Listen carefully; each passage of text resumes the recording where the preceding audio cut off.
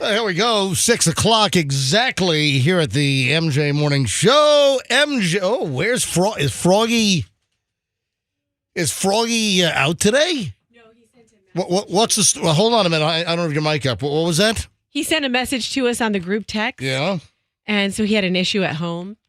So he'll be on his way in. He'll be here. We had an issue at home? What do you mean he had an issue at home? Well, he had to wrangler one of his dogs. That's what he typed. He had to wrangler one of his dogs. I think it would be wrangle. Yeah, I know. He's probably doing voice to text. All right.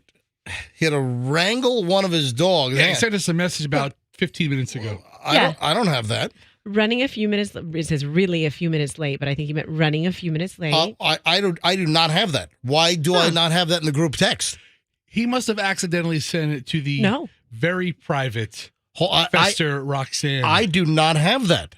Froggy group. While we're on the subject, what's you guys' favorite group thread that you're on? Because I have one with you and Fester. I have one with you and Froggy. I have one with the three of us, right? Like, do you have a favorite? I have no idea. What the hell are you talking about? Because I have side conversations with all of you. Oh. Like, I have different group threads with everybody so we can talk about the other person. Yeah, I hate all of them equally. Can somebody send me a text quickly and let me see what's going on with my phone? Because I have no text. Did you see my text response? I said, take your time. No, I have nothing. I'm saying I have nothing. Wow. So if I got a response from you, that would bring up the whole thread. I've got nothing. Are you sending me a text right now? I've sent 2 texts. Is he in the group? Yes. So you've just sent me a text right now. Wait a second. And Andrew just said he sent me a text. My phone is not getting texts. Yes, you are in this group, MJ. Are you kidding me?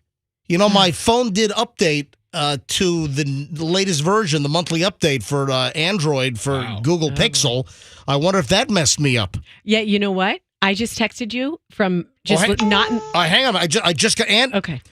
Andrew just sent me a text. So that was just me. So I'm not getting group texts. Well, guess what? I just sent you a text just to you. All right. Did you get it? Nope. I've got Andrew's, but not yours. And look, it's green. Yeah, I see that. Yeah. I have nothing. I just got Andrew's, but I've got nothing in the group. This is weird. Wow. Well, happy Valentine's Day. No one can send you any Valentine's messages. Hang on, let me restart my phone, see if that'll, generally when something is busted, if your computer's not working, if some piece of electronics is all foobarred up good, you just pull the plug. reboot it because, as you know, it is statistically, clinically, and scientifically proven that doing a reboot, powering down, powering back up, fixes 98.2% of problems. Didn't help our friends down the hall with a reboot. Didn't do anything for them. No, our radio facility is falling apart. We've got one of our morning shows, Orlando. Second day, they won't be live because their studio fried because the equipment is so old and so crappy. When I walked in here 3.5 years ago, I sounded the alarm. I'm like, guys, I know this equipment. These old Harris consoles with the Vistamax brain, they die.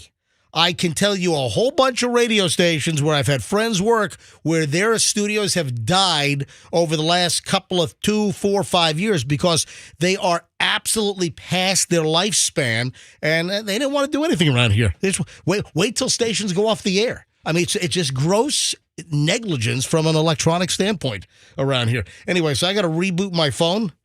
Hang on, let me bring down the menu. That sucks, though. So I hope I haven't missed, like, very important stuff. You probably have. Yeah, I mean, usually people send you the most important stuff between 5:30 and 6:10 in the morning. No, I don't know if this has been problematic since yesterday, because if I look at my text, I really have not received a lot of text yesterday. So, yeah. Ooh, I texted you yesterday, and you didn't respond. You know what? I have not been... holy When was your last text received? I'm rebooting my phone now, so I can't tell you with that. I got to wait till my phone boots back up. But you got Andrews. I heard the ding. So that just came in, but I have to look back and see when it appears that I stopped getting texts. I might have all kinds of Valentine's Day messages, like Happy VD. Happy VD. You know, I am very disappointed in you, Fester. I'm disappointed in myself on a relatively consistent basis. Lift up the brim of your hat, please. Yeah, it's not there, is it? Nope. And I wanted to see if Froggy had it, but I'm guessing Froggy probably doesn't have it because he's out wrangling dogs. What is his English bulldog? A French bulldog. I'm sorry, French. Wrong country. I'm sorry. Did his French bulldog, Miss Elizabeth, get loose on Valentine's Day? Oui. She was doing oui, and I don't know which one it was. It could have been Miss Elizabeth or it could have been Poppy. All right, so my Pixel is restarting here. This is going to really suck if I'm not getting text messages all of a sudden. Roxanne, would you do me a favor? Would you resend me a text? Okay, resend. Yeah, resend. Just send. Okay. Hold on. What was that? Now my phone is making ding noises. Hold on a minute. Oh, everything's coming in. No, it's not. So I'm getting, you know what? I'm getting ding noises, but it's not populating on my text. Listen to that. Those are noises which signify my texts, but I'm not getting the actual verbiage. It's almost like I'm getting the ding, but I'm not getting... Speaking of getting the ding, what the hell is going on with my phone? Froggy just showed up. Hey, Froggy, lift up the brim of your hat. You don't have it either. Of what? Son, what is going on? You guys are the worst Catholics on the planet. Listen, service isn't open this morning. It was my local church is still closed. I know what today is. Then do it yourself. What are you talking about? Hold on, Froggy. Hey, how about talking in the microphone? What? How about doing that? Amen. Yeah. Amen. Hold on. Amen. Is it a Sharpie? Frog. I'm a Catholic now. Actually, I am a Catholic. I gotta say, Froggy just took a green Sharpie, but it's not a cross. You just did a splot. I gotta say, when I was a kid, Andrew, did you just get that on MJTV? All right. When I was a kid, there was this priest at Our Lady of Perpetual Disappointment, and he was so heavy-handed with the ash. I think he ruined it for me. What do you mean? Like he was so heavy-thumbed with his ash. Yeah. I had a priest like that. Like he would press in your forehead and give you like a frontal lobotomy? But no, it was so thick. It was like a 2-inch wide cross of just ash on your head. That's what it is. Point. That's the whole point there. But there's another priest that give you a nice little cross. Happy Ash Wednesday to everybody. And I got to find out what's going on here. So, I was wondering why some people did not respond to me. It's because I'm not getting texts. I apparently have not gotten texts all day yet. Now that I'm looking back, I got no text yesterday. What the hell? What do I do about this with my phone all of a sudden? Looks like you get to spend Valentine's Day at the Pixel store. Son of a... Well, this came directly from Google. And, the one thing about Google, their customer service is like non-existent and sucks. Ooh. Yeah. So, anyway, well, that's last thing I needed is to find out my phone is not getting tech. Well, but Andrew just got one through. So why did Andrew, send me another one quickly. Send me one more text. Because Andrew's text got through. And hang on a minute. I see. Andrew, did you send me another one just now? What did it say? What did you send? What was the verbiage? All right. Andrew, hello. Test, he says test. Okay, MJ, look how many I've sent you. Yeah. And you've got none of those. I've gotten none of yours. Oh, That's my crazy. Anyway, so it is Valentine's Day. This is like the definition of hell, only being able to receive texts from Andrew. Well, no, but I don't think I got the last one now. If I had either. a phone in hell, Andrew would be the only person. Hey, man. Yeah, this sucks. All right, so it is. So as you can tell by now, folks, it's Valentine's Day and it's Ash Wednesday. Yes. So Ash Wednesday and Valentine's Day are coinciding. Froggy's late, I guess. Valentash Wednesday. So one of your dogs got out? Hold on to that thought. Hang on. Let me find out. Froggy's late because I guess he had to wrangle one of his dogs. I guess we'll get that story coming up. A loaded Valentine's Day, Ash Wednesday here on the MJ Morning Show on Q105. Just getting started. At 6:10, traffic's let's grab Pat with the latest, and we're back in minutes. Stand by. Well, looks.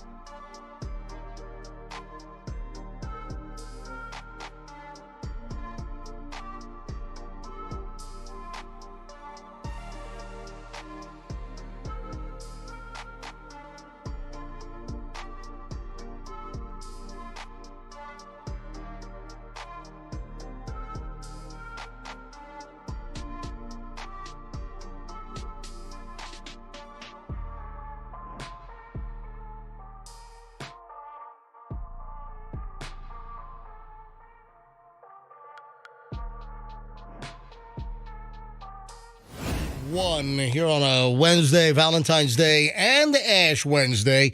So I just rebooted my phone after I turned off the RCS chats. I was just like, I'm like so freaking distracted. You know, we're such slaves to these damn electronic devices, these phones. I'm kind of freaking out because I got a lot of little moving pieces going on and a lot of pieces of hang on a minute. Now crap is coming in. Hold on. I just oh my, holy crap. Is it all? It's like, is stuff. Is that from one person? Hang on a minute. Let me go to my texts. So if you're just tuning in, you know what? No, I'm getting the notifications, but they're not showing up. Oh, what are we going to do? What the hell is going on here? I'm freaking out because I've got, seriously, like, I don't know, half a dozen pieces of business that I'm working on or show-related, not show-related, and I've got all kinds of texts, and I'm, like, sending things out, and people, I think, are trying to reach me, and I'm wondering if it has to do with I'm not getting phone texts from Apple devices. Yeah, so Andrew's Android, I'm Android. I know what people are going to say. Hey, MJ, get rid of Android and go with an iPhone finally. Listen, don't hit me with that. Andrew, do me a favor. Send me one more text quickly, and let me see if this is just weird. As strange as all get out. Why, you know, my phone has just stopped getting text messages. And you know what? You know what? You call like customer service. If I called like Verizon customer service, you know, or if I get a hold of Google customer service, which I think is virtually impossible to do. You know what they're going to tell you to do? Yes, go ahead and hard reboot your phone. Like wipe it, erase it, and start over again. That's like always their answer. When they don't know how to fix something and when there's like some kind of crazy bug, they try to get you to reboot your phone. Like a hard reboot, like a factory reset is what they're going to try to get me to do. Son of a... Anyway. Do you have all your information backed up? Like on a cloud or something? No, listen, all my text messages are on the phone. It's just I have not gotten text messages from most people since yesterday. My God, what if somebody sent you that big offer for a multi-million-dollar endorsement for shoe lifts? Oh, yeah. You never know. Could have missed out on that, Froggy. Oh, yeah, baby. All right, call me baby. 6:24 at the MJ Morning Show here on a Wednesday morning. You know what we didn't get to earlier in the week? I think came down while I was on vacation last week. Oh, and incidentally, the jet lag has caught up with me. I knew it was going to whack me. You know, I was foolish to think, you know what, I'm kind of managing this. And I knew in the back of my mind that the jet lag was going to smack me hard.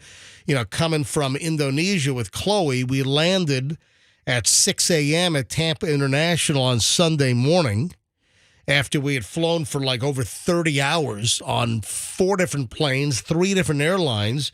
And in Indonesia, in Raja Ampat, we were 14 hours ahead.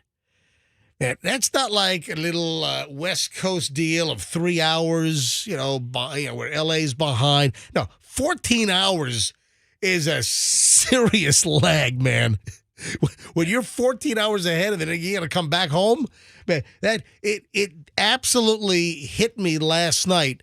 Actually, I would say yesterday afternoon, because I got home from the morning show yesterday and I cooked some, late breakfast, early lunch, and then I just got really tired and I crashed and I slept for like 4 hours yesterday afternoon. Just total crash job. Then I woke up and I'm doing my show prep for last night, for this morning show, and then I got tired again at about like 9:30. And I dozed off for like 35, 40 minutes at 9:30. But if you add that up, like the 4 hours plus the nearly hour, that's like what my typical night's sleep is. I get between 4 and 5 hours of sleep a night on weeknights, on show days. That's pretty much my schedule. So you know what happened? I couldn't get to sleep last night. I've been up all night. I have been up all night. I think I slept. I think I fell asleep for like 18 minutes. At like 1:05 this morning, I'm up in bed with Michelle, and she's watching some streaming thing on Amazon, and I fell asleep, and then I bolted awake after like 18 minutes. So I finally fell asleep at like 1:05 this morning, and then like 1:25, boom, I'm wide awake. You're back. And I have not been to sleep since about 1:30 this morning. I've been up all night, and listen, I feel fine now, but I got to get out of this cycle, and I knew it was going to be tough. It's been a while. See, the last time we had like a really serious time change, last time we were, we went to Scotland a couple of times, England in the last couple of years. That's not so bad. That wasn't terrible, but I'm trying to think of the last time we had a really, really hefty time change. That would have been, I think it was just before COVID. It would have been summer of 2019. We were in Japan. Yeah. And that one hits you, but, this is even further. This is another, I don't know, 3-4 hours on top of that, if I'm not mistaken. I went to Hong Kong like 7 years ago. Yeah. And I was there for 9 days. And it wasn't until day 7 or day 8 that I felt like I was on Hong Kong time. How long did it take you to get used to their time when you went over there? Were you just so excited to dive and do your stuff? It didn't affect you? Well, I was diving 4 times a day. I was doing 2 dives in the morning, 2 dives in the afternoon. I did 42 scuba dives in 11 days of diving. It's a lot of dives. And I didn't have much time to worry, but I think I adjusted fairly quickly going that way. But coming back, man, it's it just hit me. It really, the first couple of days, I was kind of managing things. Sunday night, Monday night, Tuesday, showtime was okay, but then I crashed when I got home yesterday, and it doesn't appear like I'm on the time shift mend just quite yet. I think I'll be okay during the course of the show. I think I should be able to remain awake, complete the show today. I mean, that's good. I feel energetic right now. I don't think I sound like I'm dragging. You sound fine. I am so jet lag prone. I'm jet lagged just from having to get up 2 hours earlier for this show this week since we got to sleep in for 2 weeks. That's thrown me off. Well, I anticipate that today's show ought to be just fine, but I'm probably going to crash again. And then I've got Michelle and our big Valentine's Day plans. We're going to Olive Garden to utilize the $25 gift card that my mother-in-law gave me as a little bit of a gag gift. So Michelle and I are going to Olive Garden for Valentine's. I think we're going to do a very early dinner. Like at 3:30? 4? Maybe What's 4. an early dinner? 4 or 5 o'clock. Wow, that's early. And there's like a warning. I went to the Olive Garden website to familiarize myself with the menu. And there's like a warning on their website. It's like, Valentine's Day is one of the busiest days of the year. We encourage you to place your takeout orders early.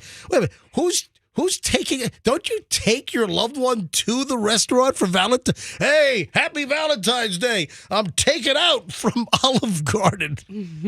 Look, right here. Festus went to the website. Look at the very top. Valentine's Day is one of our busiest holidays. We encourage you to place orders early to secure your desired pickup time. Is Olive Garden the kind of restaurant you really need to study the menu before you go? Oh, listen, I'm just very unfamiliar with it, other than the whole endless breadsticks and salad and that whole deal. Got some good soups, man. All right. 6:31 at the MJ Morning Show.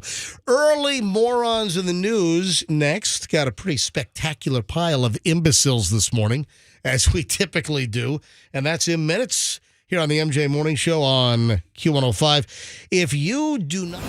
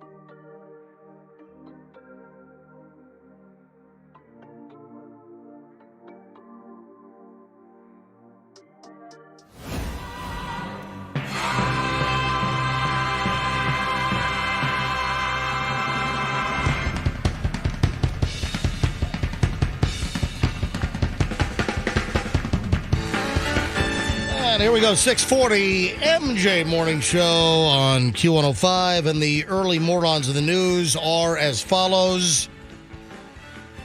Gotta love this headline. This'll grab you. Can't ignore this one. Embattled Penn State professor engaged in lewd acts with tree branch and Tootsie Pop. That doesn't sound fun at all. How many licks? I mean, I gotta say, What the?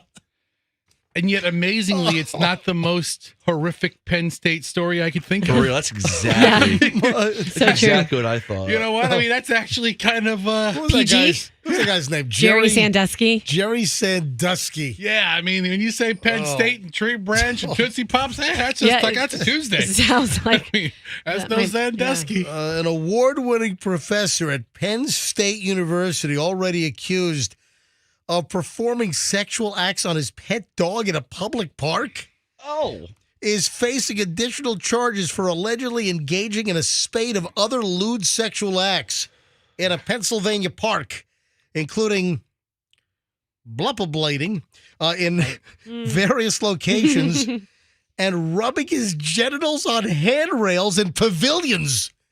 That's illegal? This dude was whipping it out and rubbing his junk on handrails. What was he getting a thrill? Hey, I'm going to rub my junk on a handrail. So, some woman's going to, or maybe a guy, going to touch the handrail and my junk was there. What is wrong with this guy? An award-winning professor at Penn State?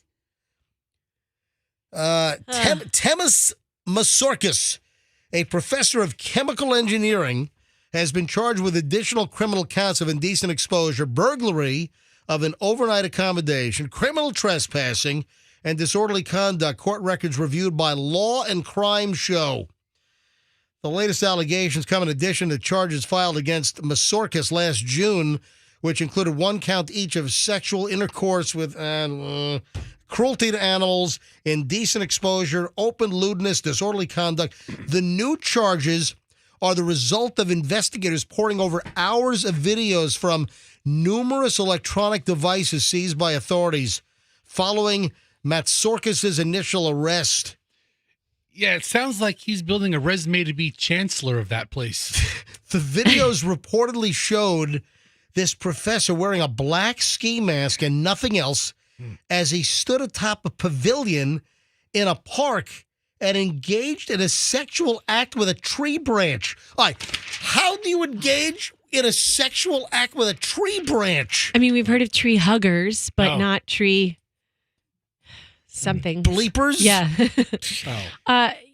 Do you think this guy's just been exposed to too many chemicals as a chemical professor? Another video reportedly showed him engaging in a similar act with a Tootsie Pop. Oh, yeah.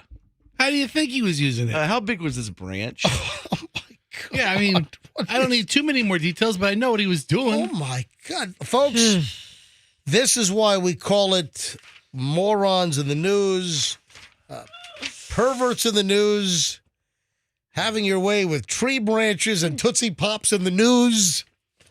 Yeah, Penn State alums are unmoved by this. Like, so. That is nuts. Why don't you call me when you have some serious allegations, dude? Go State. Let's leave Pennsylvania. Let's come back to Florida. Here's another schmuck. A Port Charlotte guy sentenced to 24 months of probation. So 24 months of probation, 50 hours of community service. Why? He was arrested for fraudulently using his coworker's credit card to purchase items, including a pumpkin. Edward Atwood, 40, entered a plea of no contest on February 8th to 2 charges against him. We talked about this at the time when he was arrested. For fraudulently using a credit card from possessing a stolen card, according to the court documents. A third charge, fraudulently impersonating or possessing an ID of another person. Anyway, this is now the sentencing phase. So he's gotten 24 months probation, 50 hours of community service. Why do people think that they can steal somebody else's credit card? In this case, it wasn't even a stranger. It was a coworker's credit card, and you're buying stuff, including a Halloween pumpkin back in October. Wasn't this a story where they pulled surveillance video? Like the card was being used fraudulently, and didn't detectives pull surveillance video? And they had a video of the guy using the card, and the guy said, "Oh, hey, I work with him." They went to his house to arrest him, and the pumpkin was in front of the house, all That's right. carved up. Yeah. I remember the story. Yeah. We did the initial phase of this story back in October, and now we have the grand finale of the dude's sentence. What an idiot. He's got to pay about $510 in costs, fines, and fees. Also restitution. He's got to submit to a mental health evaluation. Can't contact the victim. Who, the pumpkin patch? And he can't go to the Port Charlotte Chili's location for supper. What? Yeah, That stinks. That's what if he wants his baby back, baby back, baby back. He wants his baby back, baby back, baby back, baby back, baby back. What if he can't go to Chili's in Port Charlotte? That's part of the sentence. Guys, that's actually the most harsh part of the sentence. Yeah, so that's cruel and bad. Well, and the Chili's thing is because he used his coworker's stolen credit card to buy food at Chili's. Wonder what he bought. Chicken tenders. Baby back ribs. Baby back, baby back, baby back, baby back. Chili's. What a bonehead. Yeah, in each of the videos that were viewed by detectives, they saw him wearing I guess a Chili's hat while using the victim's credit card. He was a big fan. What the hell? I mean, he bought merch. He loved it so much. Yeah, I'll take one of those hats. You got a T-shirt too? I don't think he worked at Chili's. No, but he bought it while he was there. Wait a minute. Could you buy a Chili's hat? I am on the Chili's website right now. You could buy you could buy a Chili's merch hat. You start walking in like you're a cook. You know what? I saw the cutest merch at a restaurant that I was eating at the other night, and I almost bought something. What was it? It was this place called Doodle Noodle Bar, and it's in West Chase. I think I've told you about it. Oh, but yeah, that's where like all the drawings on the wall. Yes, yeah, and you showed us a picture. And then they had this really amazing T-shirt that said "Send nudes, please," but it was nudes spelled Noods. Oh, like nudes, like noodles. Yeah. Send nudes. You know, I went to that place, and you don't know where it is. Hold on. But I drew the biggest wiener on the wall. All right, come on, Froggy. Is it only wieners with you? Is that it? I talk about nips. All right, stop. All right, so let's go out to Vegas here quickly. Well, hold on 1 second. What? Do you know who sings the Chili's baby back ribs jingle now?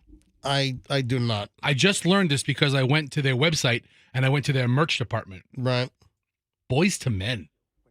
Oh, good. It, and we're absolutely No. not singing it. Look, that's Boys to Men. Everybody thinks this is In a our commercial. song. Yeah, We're but Boys to Men. they're not the ones that originally did the jingle.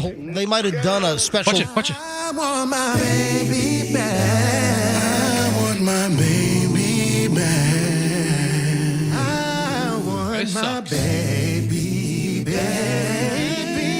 Oh, Fester, did you think that No. Boys to Men? You're stupid as hell, No, I man. don't think they sang the original. Hold on. You just said, do you know who does the baby back Who rib also song? does Now, the baby back. now. Yeah. He said No. now. Yeah. No, they did one commercial. Okay, I go to the Chili's merch store and you can buy a vinyl record of Boys to Men singing.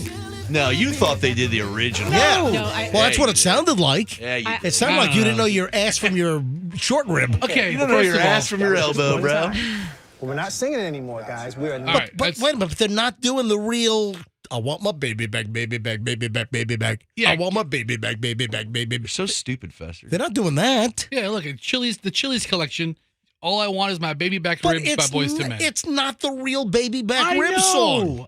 I No, know. but you made it sound like I didn't. that Boys to Men did the original Yeah. baby Yeah, back. you did. That's Okay. Froggy even That's agrees. right. All right, you guys are like clapping with one hand. You don't know crap from apple butter, All bro. right. 649. Yes, I do. 640. One taste will tell you.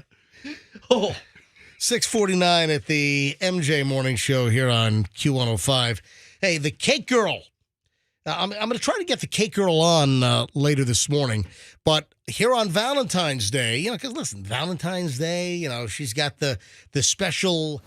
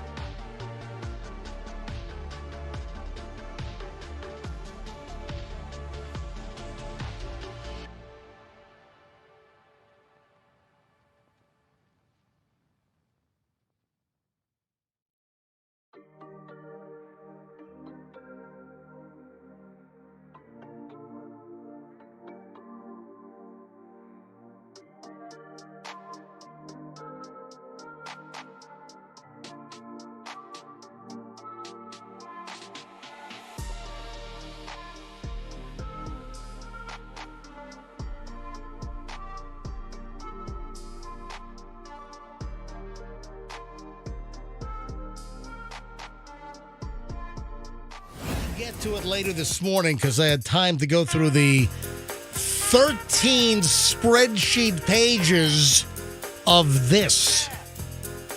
Fester, Froggy, let me see how closely you were listening to the show this week. Do you know what I'm talking about? The 13 spreadsheet pages of Chloe's credit card bill. Come on, no. Come on. Your Vince McMahon accusations. That's the last spreadsheet I read. Guys, give me a reasonable guess. Come on. We went through this. I talked about it on the air. Oh. I don't know. You know the thing he talked about, guys, on the air. I have the list of all of the Vanity license plates that the Florida DMV rejected last year in 2023. That was only a passing mention. You didn't really get into it. I remember you briefly saying, "Oh, later this week we have to get into the vanity license plates that didn't make it this." What the hell was that? Dude, could you just focus? Did you hear that? You're like mumbling and rambling over there. I'm not. First of all, this is my impression of you. You're just mumbling and just to make noise on a microphone. No, it sounds like all things being equal, shut it off. All right, here's the deal. Not this segment, but the long segment coming up. We'll start an hour and 20 minutes of nonstop MJ as we typically do around 7:23, 7:25, somewhere in the vicinity. And among the items, I've got the more than 530 rejected personalized license plates from Florida DMV from last year.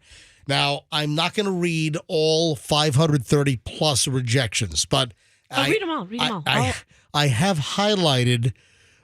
You know what? They tend to be sexualized. The ones that have been rejected, they tend to kind of lean toward the sexualized arena. So that's coming up in just a bit. Hey, I didn't get to this earlier in the week, but while we were on vacation, while we were away, the latest nominations for the Rock and Roll Hall of Fame were revealed. Did you see that? I saw that. Yeah. Yeah, so the Rock and Roll Hall of Fame, they've announced their 2024 nominees. Some have been nominated in the past, but were not actually inducted. There are some brand new nominations. For instance, tell me if you've heard of any of these particular artists. Mary J. Blige. Nope. You have. Can't think of one thing. Come on. Get out of here. We played Mary J. Blige here on Q105. Of course you've heard of Mary. Love Mary J. Yeah, so Mary J. Blige has been nominated. Mariah Carey has been nominated. Hold on. What fame? What? Rock and roll. Rock and roll. You're reading a list of people who are nominated for the Rock and Roll Hall of Fame. Of course, we've all probably heard of them. You know, you're like, tell me if you heard of these people. Man, you are. Who's next? Dude, you are just rambling to just have words come out of your face. I'm obviously being facetious. And so is Froggy, and you're like, of course you heard of her.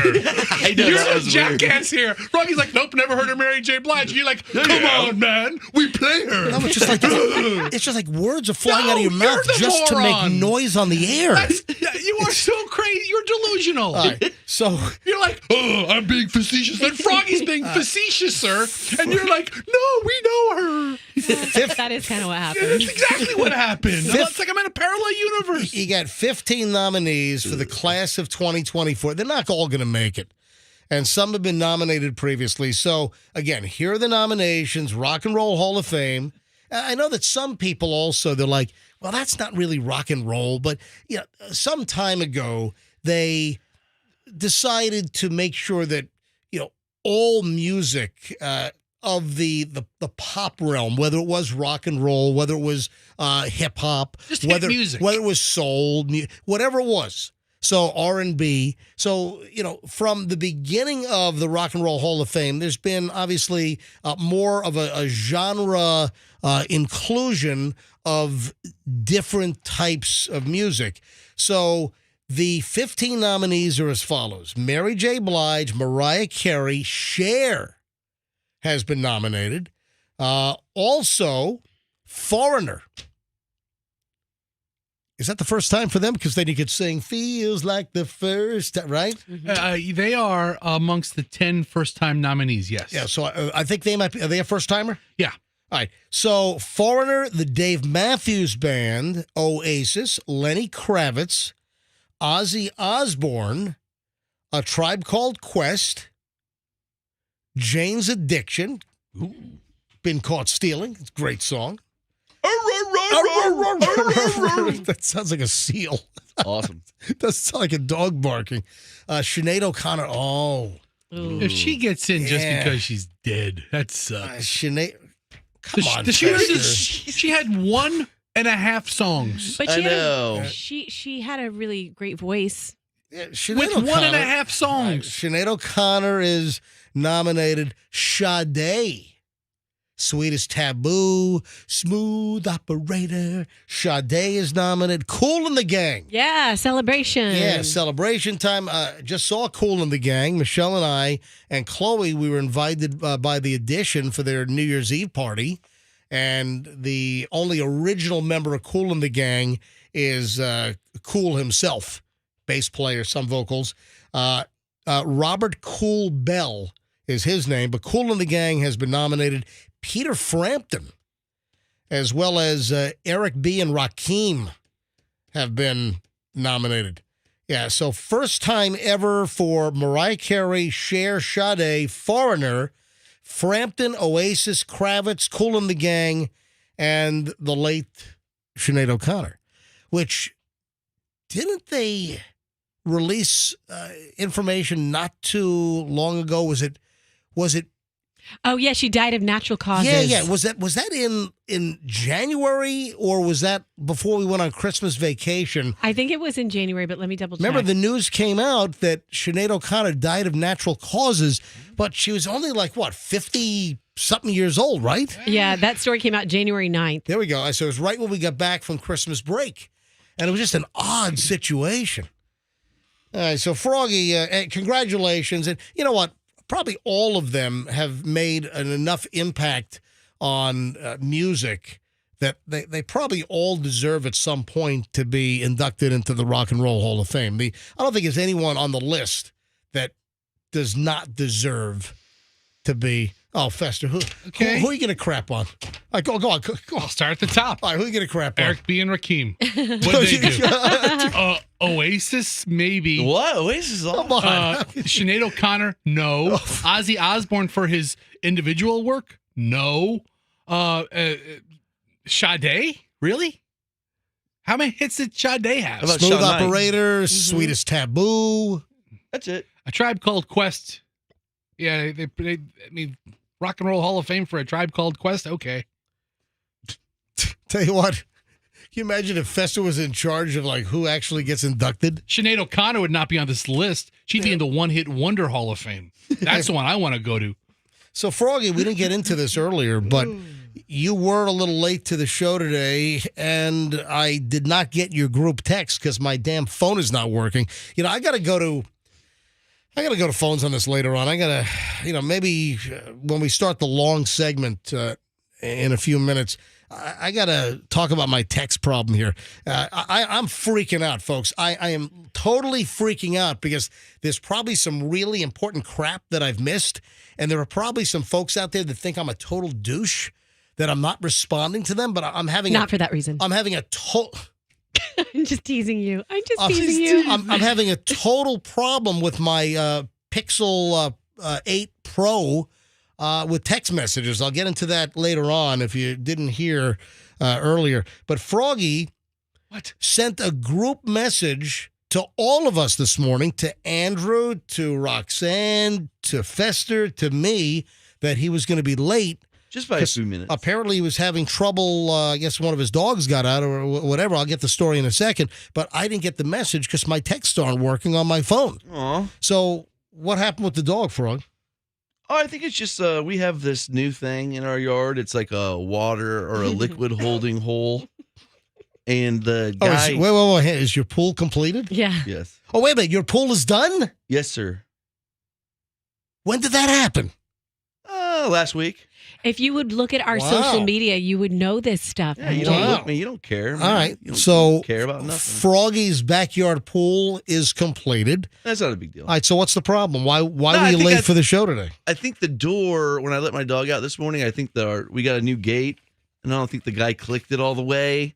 She sort of sneaked out, and I realized it. She's the sort of dog that runs away from you when you try to get her. Now, which one? Is this the... This is the big one. Miss Elizabeth would do the same thing. So Miss Elizabeth is the new French Bulldog? Yes. And then the other dog is... A lab. A lab. Greyhound lab. So a mix. Yes. And she likes to run when she gets out, boy. And who left the gate open? The pool guy. So how far did the dog run? Were you like chasing the dog through the neighborhood? When I realized it, I was chasing her through everybody's yard this morning. It was a pain in the ass. I was cursing, yelling at her. Bleep you, bleep this. I'll tell you what. Get bleeping rid of you. With our Jack Russells, man, typically Jack Russell Terriers, you cannot let them off a leash because they will run in front of a Mack truck if they see a squirrel, or they don't care. Right. They don't care. But I will say this, that our female Jack Russell, that Scout is much more obedient. That if you yell, Scout, get over here, Scout will kind of freeze and cower a little bit. But Gatsby, our male Jack Russell, forget it. And that he thinks it's a game. Yeah, that's what mine's. If they think we're playing. If you're like yelling, Gatsby, get over here, and you start chasing, then he starts doing a little scooting around, puts the tail between the legs, and starts like running around. They let you get close, and right when you're about to grab, they take yeah, same deal. Pain in the ass. So it's like it's a freaking game to my dog. But if my male Jack Russell gets out, that could be a couple of hour mission to get that dog. Yeah. If you can even find the dog. So you're lucky you got the dog then, right? Oh yeah, it happens. You know, she likes to run. She has that greyhound in her. That kind of sucks. Hey, so sorry about that. It'll never happen again. Did you hear that Uber Eats has edited one of the Super Bowl commercials? Because you know what happens. You've got these companies that spend a fortune to run the ad. In most cases, they spent a lot of money to produce the ad. And, of course, they debut on the Super Bowl, and a lot of these companies continue to run these ads for sometimes weeks or a couple of months after they made the debut on the Super Bowl. And Uber Eats ran a whole series of ads, and they were kind of popular. I think the Uber Eats ads, they scored fairly well with the audience, but especially the Jennifer Aniston, David Schwimmer one, where Jennifer Aniston pretended not to know who David Schwimmer was. He fell into that role because originally that was going to go to Matthew Perry. Are you sure? Come on. I mean, originally. In wow. planning stage. Are you joking? Or? Anyway, yes. One of the Uber Eats ads has been edited because of a backlash. Ooh. And there was an ad where a man broke out in hives. I don't remember that one. I'm trying to think of it. That's what when you're talking about food delivery, that's what you want. You want a guy breaking out in hives with a terrible, like, anaphylactic shock and allergic reaction. No, so the peanut allergy folks, they flipped out. Because in one of those Uber Eats Super Bowl commercials, and I saw this one kind of out of the corner of my eye, so I do remember it. So a guy broke out in hives, and he's got this huge swollen eye, and he was seen eating from a peanut butter jar before remarking, oh, there's peanuts in peanut butter? And so the whole peanut allergy crowd, they freaked out, and now Uber Eats has edited that part out of the commercial because the peanut butter allergy crowd, or like parents of kids with peanut butter allergies, they get militant. They do. And some kids, and listen, I'm not disparaging the situation, because there are some kids that it could be deadly, right, if they are exposed to peanuts. And you've heard the stories about, a first grade, second, third, fourth grade class or whatever, that a student has a peanut allergy, and it's requested that no kids bring peanut butter sandwiches to school, nothing with peanuts. You've heard the stories. Yeah. I feel really bad for parents that deal with that, and it's scary. And I'm sure if one of my kids had a peanut allergy that was, a deadly peanut allergy, I would be like, serious business. But the concept is kind of funny that he forgets that he has it and eats a whole jar. There's no humor in peanut allergies. Well, the folks that are affected by peanut butter allergies, they freaked out. It's like, the people that get all angry when you use the R word. It's, you know what I'm saying? So it's that sort of thing. So Uber Eats, they succumbed to the pressure, and they've edited the little peanut allergy joke out of the commercial. I thought that a lot of the commercials played it safe. Less humor this year, because nobody wanted to get edited out like what just happened. I think we had some kind of story. It might have been Wall Street Journal that the bulk of the commercials were going to play it safe. Mm-hmm. So the other company that I saw that had to edit their commercial was FanDuel because Carl Weathers died. Well, that was a different reason for Yeah, editing. Yeah, what they did there was they put like an in memoriam on the commercial. So they did have to alter that commercial because of his passing. Right. You're 100% right. So, all right, when we get back, folks, 7:15 now. When we get back, we start the world famous 1 hour and 20 minutes of nonstop MJ Morning Show next. So an hour and 20 minutes, nonstop, no commercials, no music. It's nothing but solid award-winning MJ Morning Show content next, including my phone disaster this morning. Michelle and I heading out for a romantic Valentine's Day meal. We'll tell you exactly where it's going to be. If you're a regular listener, you already know. But I do have a couple of questions. Also, speaking of food allergies, there is one thing that I'm allergic to, and it's not pretty. But it turns out that this particular food, apparently, new research shows it's very good for your brain. So, you think I ought to try this live on the air one morning? Yes. You want to see me? I need an EpiPen. All right, hold on. We'll explain it all next on the MJ Morning Show here on Q105. Hey, it's Valentine's Day, and if you're looking for an unconventional gift, how about the gift of clean? Zero res for Valentine's Day. Listen, hear me out here. Give...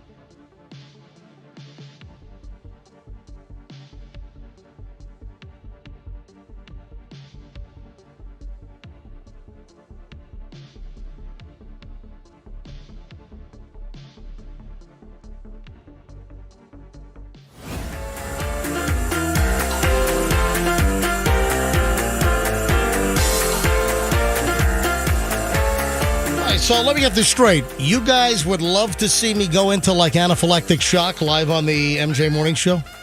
I wouldn't be mad at it. I think that'd be some riveting entertainment right there. All right, so there's like only one food item that I am noticeably allergic to. I think I've talked about this in the past. You know, I'm sure like, the MJ Morning Show historian, Greg Lindberg, he probably knows what this is, but it has come up on the air over the years, just out of curiosity. Folks, if you're just tuning in, we were speaking about the peanut butter allergy gag that they had in the DoorDash commercial during the Super Bowl. And parents and folks with peanut allergies, they got all up in arms and they complained that it was insensitive. So now DoorDash has edited the guy with the peanut allergy out of that DoorDash commercial. But I made a mention just a few minutes ago that there is like one food item that I am really allergic to. It like, I can feel my throat closing. I mean, my face starts like tingling, and it's bizarre. And my throat gets all scratchy, and it's like the walls are closing in, and it happens pretty quickly. Now, do you remember, because it's come up on the show in the past, do you, Froggy, Fester, Roxanne, do you guys remember what food it is that I am allergic to? And I'm telling you right now, this is like the only food that I think or I know that I'm allergic to. Kiwi. How'd you know that? Because I just know. So you remembered, because I know we talked about, when was the last time we talked about it? I don't know that. Yeah, it's certainly not a often topic of conversation around here, but I couldn't have recalled that. I know a lot of things about a lot of things regarding you, and well, maybe I didn't know kiwi. Maybe I took it a step further in my head, and I was like, wouldn't it be funny if I brought some kiwi in and disguised it in a shake and gave it to MJ? Oh, yeah, that'd be hysterical. Yeah, that'd be absolutely hysterical. Well, the reason why I'm bringing this up is, well, it kind of, goes hand in hand with the peanut allergy complaint. But I saw another story yesterday about kiwis can significantly boost your mood. That kiwis have a very positive effect on your mood. And I'm like, well, I can't try that, man. It's not going to have a positive effect on my mood. It could kill me. Well, we know who needs some kiwis in here, Fester. I have no problem eating kiwi.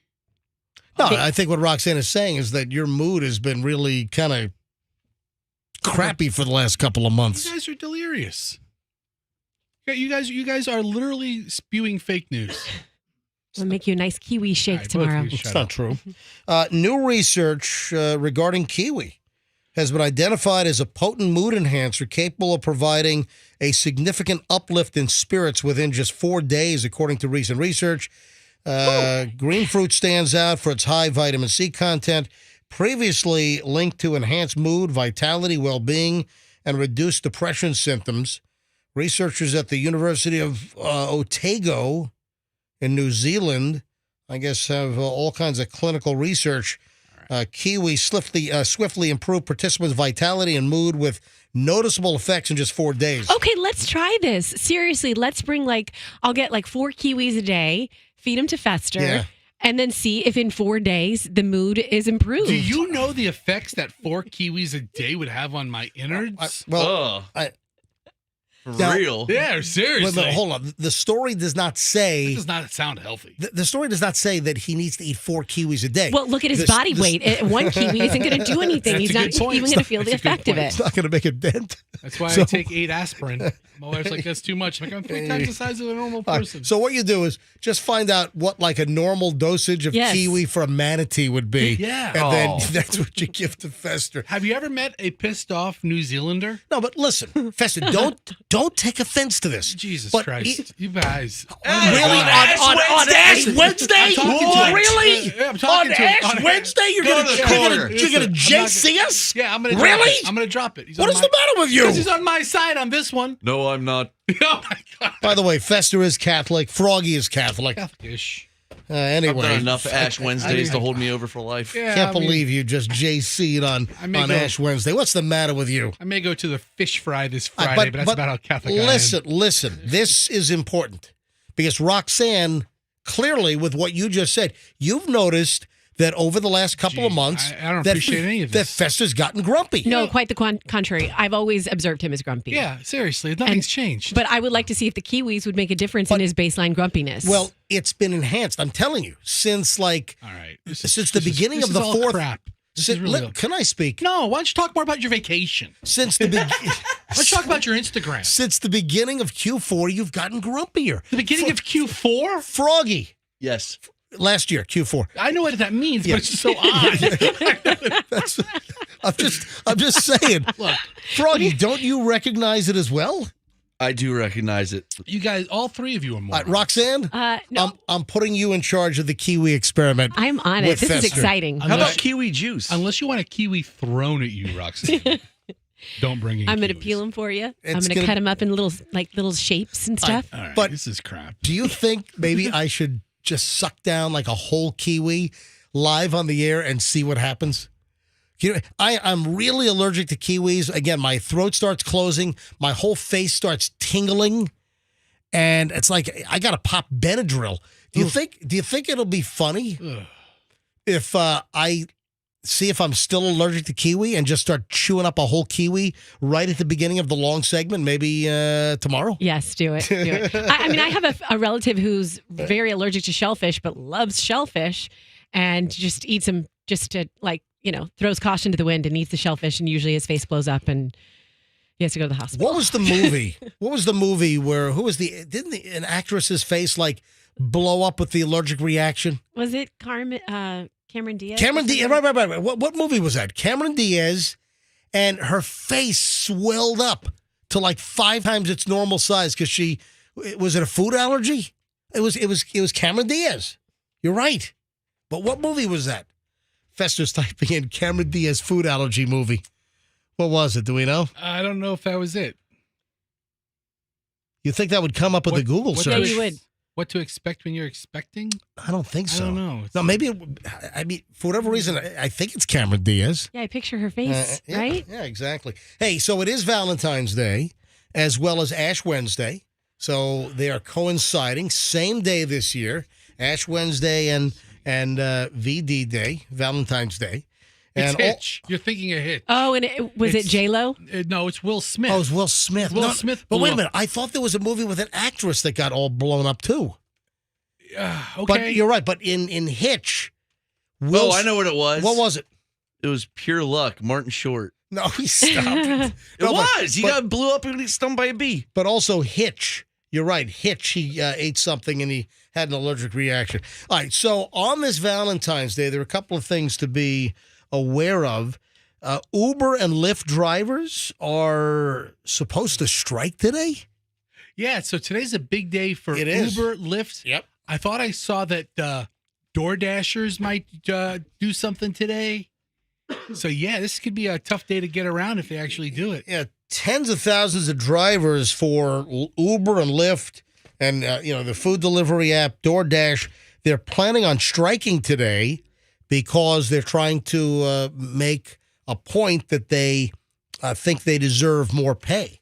So they're seeking what they say is fair pay, and the strike would be the first strike for Uber and Lyft, I guess, in years. I guess the first since Uber and Lyft went public in 2019.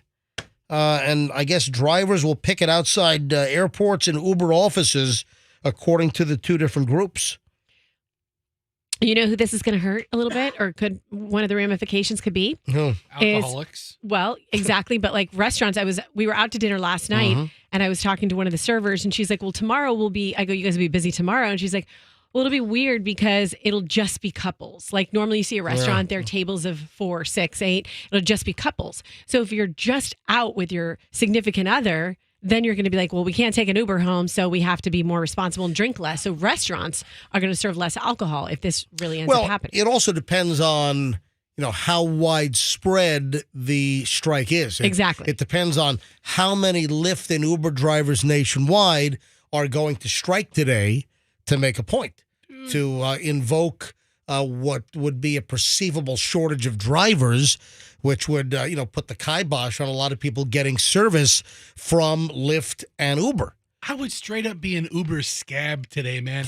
I'd quadruple my rates and just be working all night. So local, I wonder if we ought to go to phones and, ask, what, quickly I will. I'll tell you what, are you an Uber or a Lyft driver, and are you striking today? Because this is a big day. This is a huge day for dates, husbands and wives, boyfriends and girlfriends, fiancés, going out to dinner. Valentine's Day, this is a big, big restaurant day. And, restaurants love it when Valentine's Day, hits on kind of a slower day of the week. Oh, restaurants love it. If Valentine's Day, like Monday, Tuesday, Valentine's Days, Wednesday's not bad. But when you start getting into having Friday and Saturday those days are typically busy at restaurants anyway. So restaurants love it when they get a bone tossed to them, when they get kind of a slow weekday Valentine's Day. And is there a chance that the ride-sharing apps, if there really is a widespread strike today, is that going to put the kibosh on things? All right, let's hit phones here. Are you an Uber or a Lyft driver, and are you doing a work stoppage today to pine for higher pay? Uber and Lyft, they both, over the years, they have really slashed, unfairly. I've talked to some of the drivers, over the last couple of years, and they have all complained how Uber and Lyft have just gotten greedier and greedier and greedier, taking more of the fare.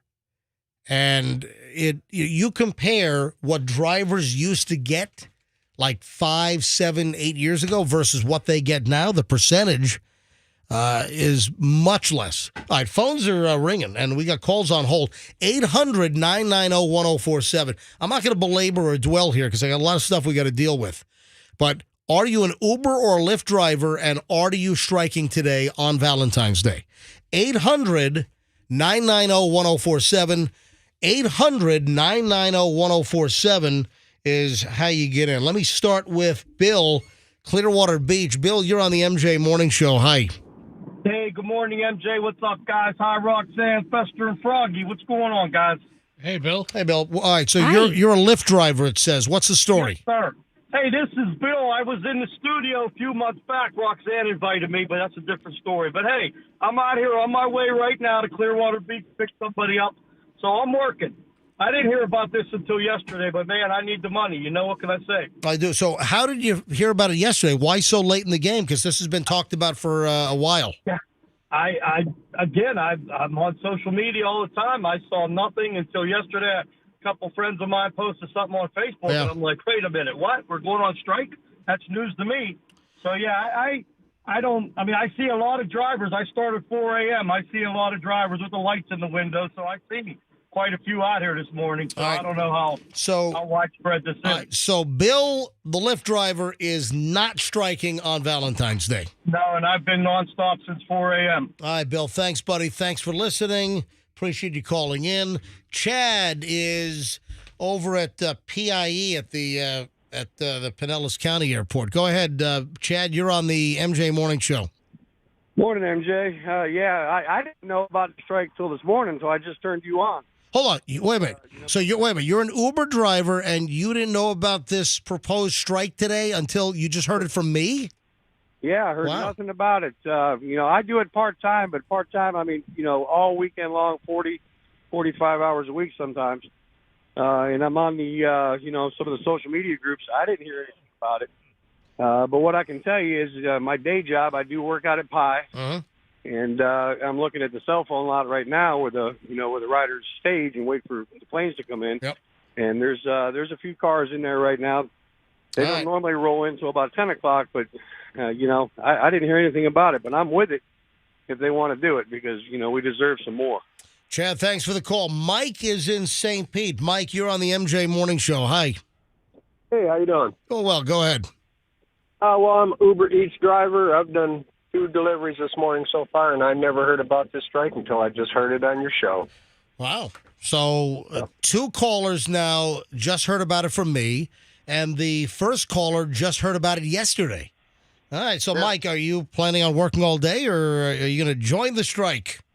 No, I'm going to work all day. Yeah, I mean, this sounds like the most unorganized thing ever.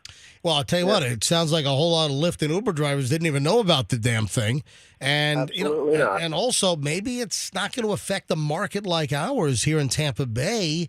Maybe it's going to be more like L.A., New York, Chicago, some of those markets. Mike, thanks for the call. Christina in Largo is a Lyft driver. Valentine's Day, the strike. Have you heard about it, Christina? I did not hear about it, not until I heard you say it on the radio. Man, I'll tell you what, it sounds like the message really didn't get out there. It's a non-story. Yeah. This is awful. Yeah, I haven't heard anything, and I drive full-time every day. I've been 7 days a week pretty much right now. But, yeah, Uber is taking way too much money, so I don't turn them on hardly at all unless there's absolutely no calls on Lyft. The Justice for App Workers Coalition, representing about 130,000 drivers and delivery workers, said its drivers would not provide rides to and from airports between 11 a.m. and 1 p.m. in 10 U.S. cities.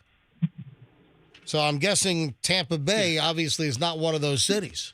Yes, if nobody told us. And I actually have to take somebody to the airport in a little while. Wow. Are you a member of But this it's my union? neighbor, so it's not through them. Have you ever heard of the Justice for App Workers Coalition? Never. Yeah, it's my union. No. Thanks, Christina.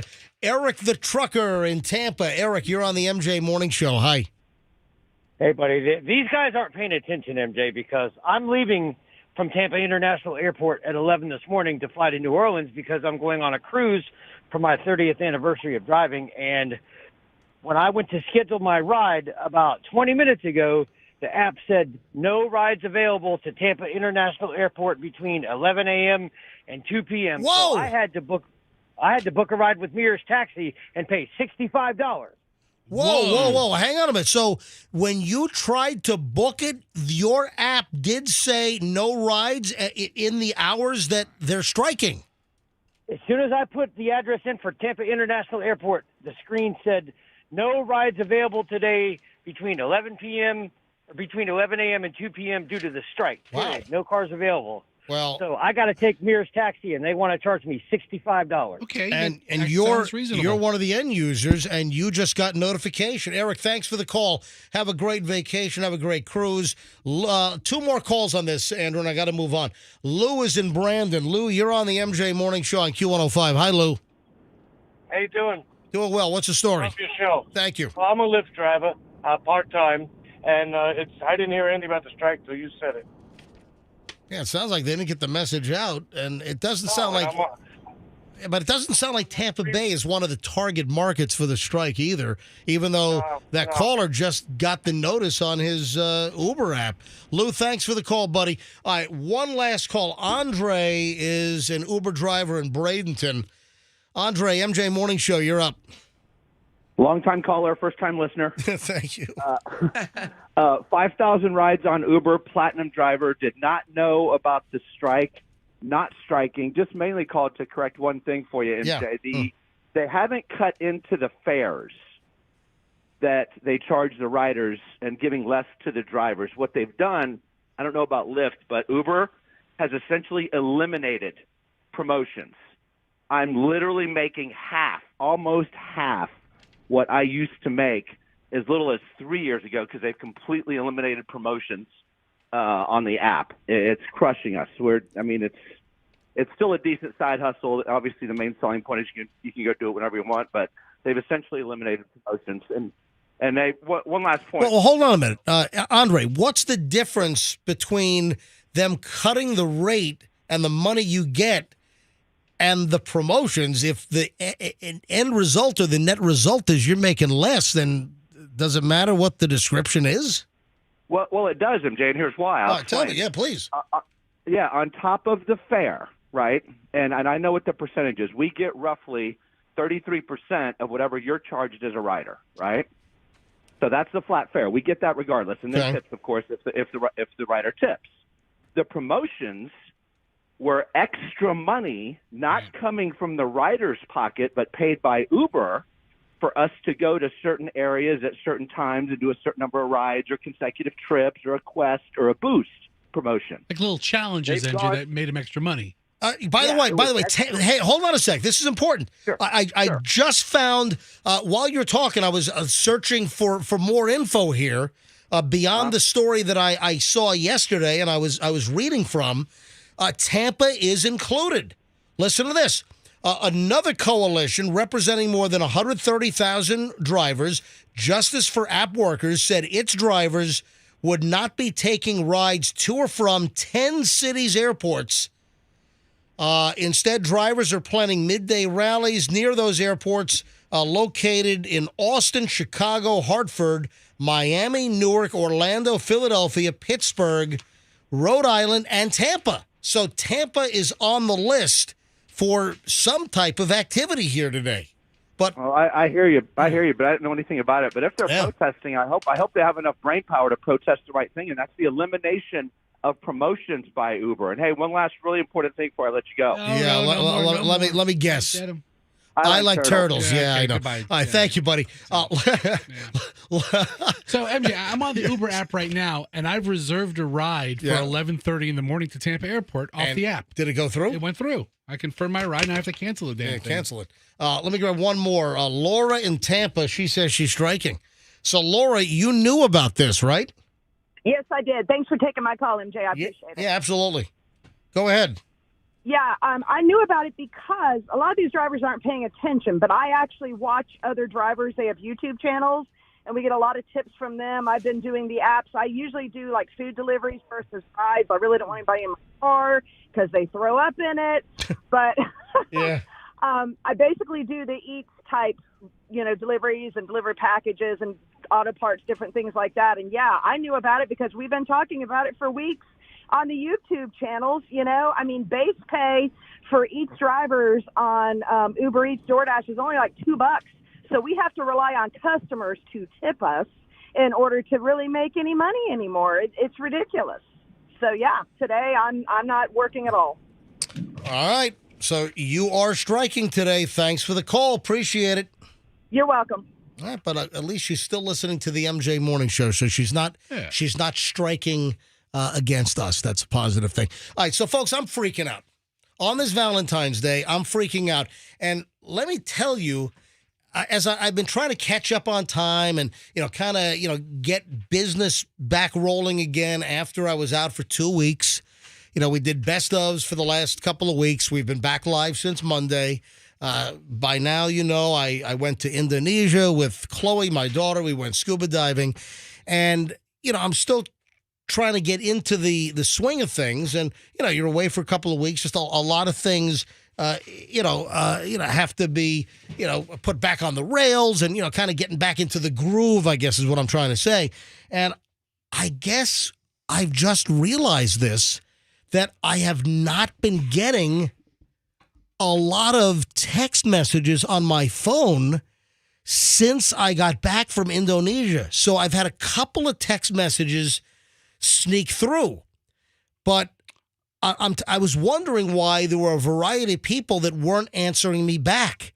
And I'm guessing they answered me back, but my phone is not getting text messages. And you want to talk about anxiety. Seriously, we're slaves to our phones these days. But also, listen, in all fairness, I've got all kinds of little moving pieces and cogs and wheels turning, business things, radio plus other business items, personal items. What a mogul. And, what I'm saying, though, is that I've got a problem. My phone, and I'm wondering if it is something that is gumming up the works from the fact that my phone was being used overseas in Indonesia for 2 weeks. It's probably something to do with that. Now, it seems that Andrew, who's on an Android device, send me a text again, Andrew, would you please? It seems that Andrew, our producer, can get texts through to me. But I'm looking back at my phone, and, I'm still trying to get my sleep schedule right because I was just, 14 hours ahead. So it, takes a while. And I don't know if you heard this earlier in the show, but I didn't sleep at all last night. When I got home from yesterday's show, I crashed. And I slept for like 4+ hours yesterday.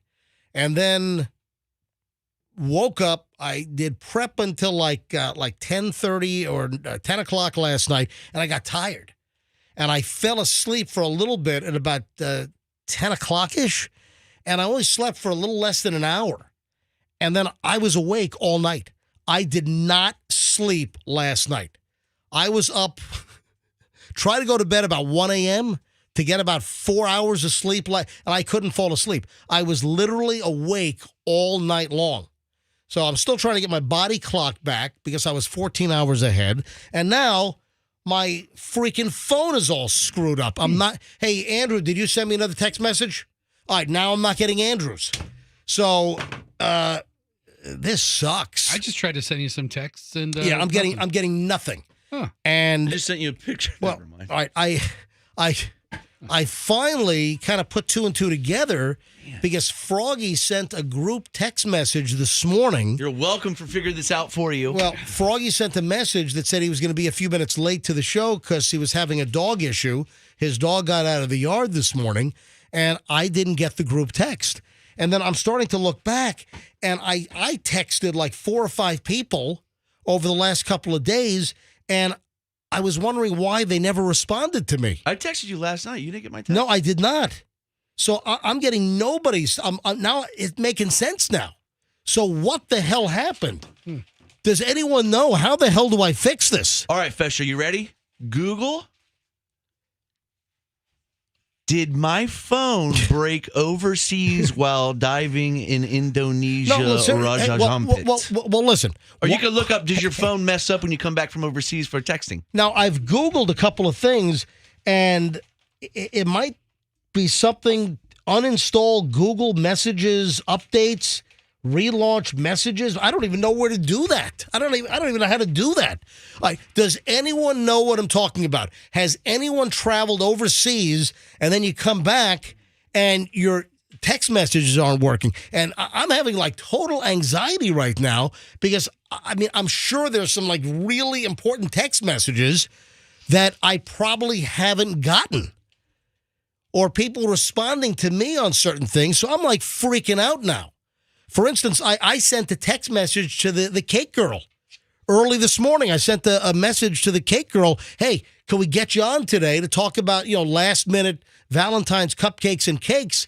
And, can people still swing by? And I didn't get a text back from her. That's because I'm not getting text messages. It's one of those moving cogs he was talking about. Does anyone know how I can fix this right now? Because I'm freaking out. Dude, relax. Dude, listen, I'm telling you, I have some business things and some personal things also.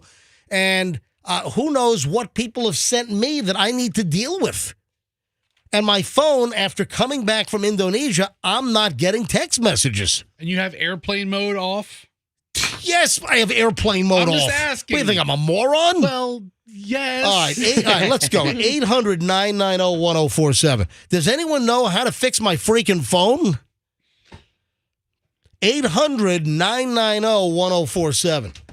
I mean, I'm sorry. We're so dependent, and you're watching this play out in real life. We're so dependent on our phones and our messaging. And here I'm realizing that I've not been getting text messages like I should since it seems that since I landed on Sunday morning at Tampa International. Now, a couple have gotten through. But, like, for instance, Andrew, who's on Android like me, I've got the Google Pixel 8 Pro. So it's a brand new phone. I just got it back in October when it came out.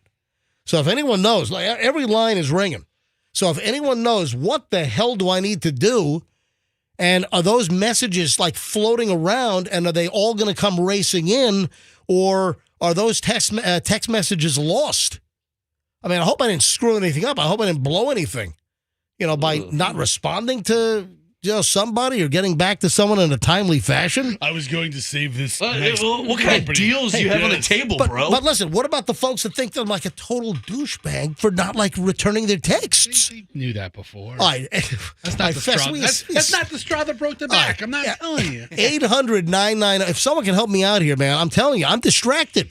I'm operating on no freaking sleep because the jet lag has really just kind of hit me yesterday, and now my phone's not working right. Do we sound okay to you? Are you freaking out? 800. I'm freaking out. 800-990-1047. 800-990-1047. If someone can help me out here. All right, Christopher's in Tampa. Hey, Christopher, what's the story? Hey, how you doing? Yeah. My wife just had that same problem. Yeah. Monday she called the carrier. You have to reset the network. You have to reset it on the phone, and then they reset it at their location as well. She was with AT&T.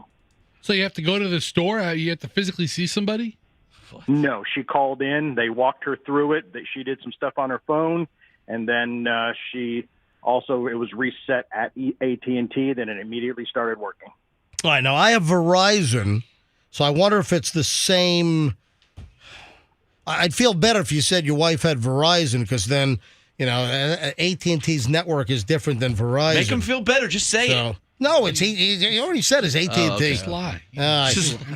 Chris, obviously I'm going to call customers. I can't do it now because I'm on the air, and I'm just kind of freaking out, man. That I'm just still catching up, and I haven't realized now for a couple of days I'm just not getting the text messages I should be getting. Hey.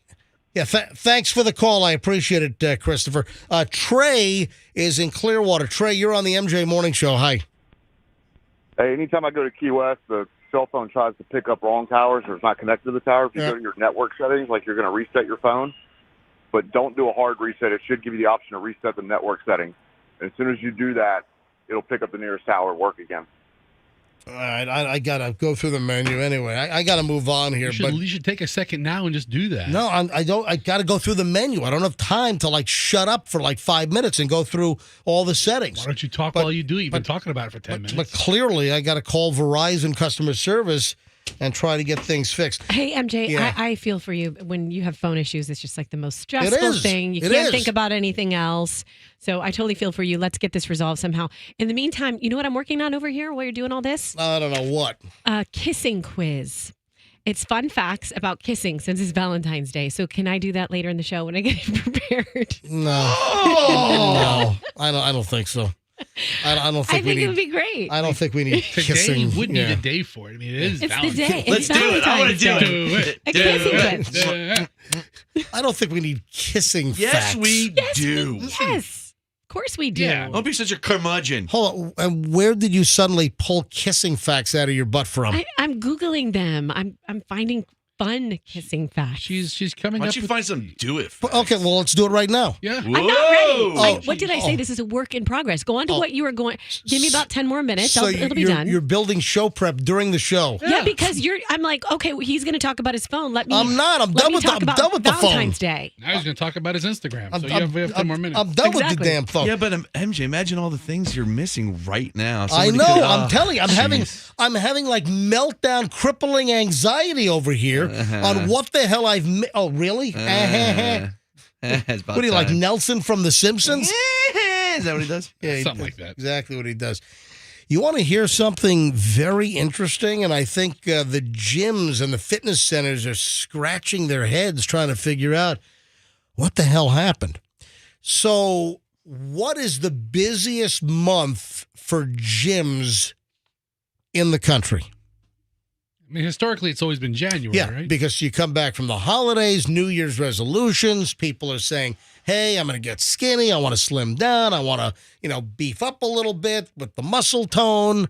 And January, historically, is a very busy month. The most gym membership signups happen in January, but the industry has been rocked, and we're starting to hear that major gyms in the United States did not get the bam, the boost that they typically get in January, and they're trying to figure out what the hell's going on. That foot traffic last month, typically the busiest month of the year, was flat year over year at 10 major U.S. fitness chains. It's according to data that was just published by Bloomberg yesterday. And that's a big change over 2023 and 2022, when for the 10 clubs that were tracked, including Planet Fitness, Equinox, and others, that January visits had been up more than 40% in 2022 and 2023, but this year it didn't materialize. And the major chains like Planet Fitness are like, what the hell's going on? So what's different? Why would people not rush to the gym as they have for decades, making the fitness centers January the busiest month of the year? What's different? What would change? Is that a question you're asking us? Yes. Yeah, well, Okay. maybe- Let me think. Well, maybe things will ramp up in during bikini season or swimsuit season. Maybe more people will sign up in the spring. No, the point is that January historically, it's like a clockwork. New Year's resolution. You know, it's like, I'm going to get back to the gym. It's I'm total gonna- clockwork. I don't think they're suddenly Okay. going to delay it to 6 months to June. Is it because we have too many apps available on our phone that are showing us like, here, want a big butt? Okay, do all these squats against the wall, and then they, download our app, and so it's just easier to do this stuff from home. Do you think more people are doing exercise from home if they want to start a program? All right, I've had like 12 people text me in the last 30 seconds. Well, guess what? I'm getting no one texting me. So what are you rubbing it in? Yeah, What are you totally. rubbing it over there? What are you doing to me? They're all saying something like Buongiorno or Ozempic or Wegovy, and there's people. Oh, who are you know on what? this You know weight what? loss drug. That's a good point. I wonder if it is Wegovy, Mounjaro, you know what? That could be it. Wait, you don't have the answer? Those have become so prevalent. That could be a major factor in why gym memberships are down. And January was a sucky month. I mean, it's just a thought. I don't know, or maybe we've all just become one with our fatness. I mean, that's okay. just you. That's me. That is very interesting. The story that I have from Bloomberg does not address that. It does not suggest. Yeah. You know what? That could be the secret. That could be the missing link. I bet you're right. Because those drugs have become so prevalent that people are losing weight with those drugs and they don't need to go to the gyms. Esther. I think that's the top answer on the board, but I do have a second answer. What's that? And remember when we were doing a bunch of stories at the beginning of the year about people going to the gym and starting to cheat on their partner because they're at the gym, like the gym is the place where they go to meet and do whatever. Okay. And so maybe that was being pushed out. And so people are like, no, honey, you're not joining a gym in January. So, like, if Doug says to you, hey, Rox, I'm joining a gym. First of all, Doug does not sound like, hey, No, he Rox. Doug sounds more like, hey, Rox, I'm going to join a gym. No, he doesn't sound like that. But no, he would never say that because Doug has a addiction to buying stuff for the house for working out. Have you seen this bizarre story where thousands of these little mini nitrous oxide canisters have been showing up in piles for some time around a neighborhood in Hillsborough County? Yeah, I saw a video of a woman getting arrested, and it was a cop cam, and in her back seat, she had like 7,000 canisters and like 50 boxes. I guess they come in boxes. Of new ones, of new little... Yeah, like of unused ones and a bunch of these guns that she shoots them with. Like, you know. So she is doing whippets, right? Yeah, She's sucking like down... one after another, after another, after another. Well, I was not aware of this until I saw the story on the Channel 8 website. It's a mystery. Thousands of nitrous oxide canisters littered around Hillsborough neighborhood.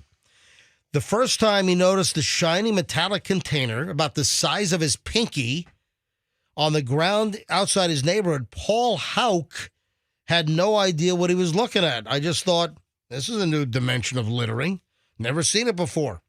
I don't know how you'd never seen a little nitrous oxide canister. I can't. I haven't seen dozens of them thrown everywhere. Right. But he says that was about 2 years ago. In the time since he first saw the canister, Houck said that he's picked up over 2,000 nitrous oxide canisters, mostly around his neighborhood near the intersection of Racetrack and Twin Branch Acres Road, close to the boundary of Hillsborough and Pinellas counties. Roxanne, you take that road. I do. Into West Chase, right? Yeah, I do. You're on Racetrack quite a bit. I am, yes. I've never noticed that. Wow. Like everyone else, I thought they were CO2 cartridges. I've since learned that it's nitrous oxide, and it's sold commercially for the purpose of making whipped cream. And of course, you can legitimately use these little nitrous oxide canisters to make whipped cream, or you buy boxes of the canisters to move ahead. So, but thousands of these things. It's crazy. Where are they coming from? I mean, I saw pictures and they're like a gigantic pile. People sit there, homeless people sit there and do them, right? Where do homeless people score all this nitrous oxide? Why are they ending up at Racetrack and Twin Branch Acres Road? Why are there? Yeah. What is going on? That is nuts. And of course, nitrous oxide in these little canisters, used for the whipped cream making. But nitrous oxide, that's also known as CO something? No, it's not. What? It's laughing gas. Okay, laughing gas. Yeah. Nitrous oxide is not carbon dioxide or CO2. You know, I don't like laughing gas. It doesn't make me feel good at all. I'm one of those odd people. Have you gone to a dentist where they gave you nitrous oxide? Yes, and it just I hate it. Listen, I it's prefer used. the pain, but... It's used as an anesthetic. It's used in dentistry, but also it's used, for recreational use, and it's abused, and people get high on these whippets. Dude, I typed in nitrous oxide Tampa. Yeah. The first 10 things that pop up are sedation dentistry places. Yeah, places that'll knock you out. You got some people that are really scared of the dentist. You got these sedation dentists, and sometimes they'll pill you up. Sometimes they'll give you the nitrous oxide. But it's just bizarre that like these piles of empty canisters are being dumped in Hillsborough County. This guy says one day he picked up 150. 2 days later, he picked up 200 more. Who the hell is doing all of these whippets? So I guess one canister doesn't do much if you need to pop 200 of them? I tell you what, our audience is pretty vast. Do you do whippets? No. Oh. The question is, do you have any idea why so many whippet canisters are being dumped in this particular area in Hillsborough County? Does anyone have any idea? Let's go. Open up the phones. 800-990-1047. Does anyone know? We're talking about hundreds, if not thousands of these canisters over the last couple of years. And it continues. So what is it? What is going on here? I mean, what are the theories here? According to Channel 8, neighbors still have no idea how the containers ended up on the road and along the sidewalks. They have their theories. It had to be a golf cart. It had to be a kid. It had to be someone or this one or that one. But we really don't know why. It's a mystery. So is there anyone listening that can help us with the Whippet nitrous oxide canister mystery and why these things are turning up? Okay, I have a question. 800-990-1047. 800-990-1047. Yes, Rox. I just Googled uses for nitrogen canisters. They can be used to make nitro cold brews, nitro teas, and nitro stout beers. But wait a second. I got it. But hang on. I know what it is. Hold on. Nitrogen versus nitrous oxide. Oh, okay. That's different. Oh, never mind. Yeah, But do they would the canister No. look the same? It's different. So these are nitrous oxide whippet canisters. So that's a whole different thing. That's whipping it bad, Roxanne. Yes, Froggy, you think you have an idea?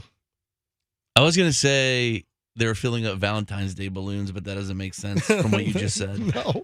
Whoa. Okay, guys, I just found this other great page for cooking with nitrous oxide. You can make Belgian waffles. You can make hollandaise sauce. You can make edible garden pot.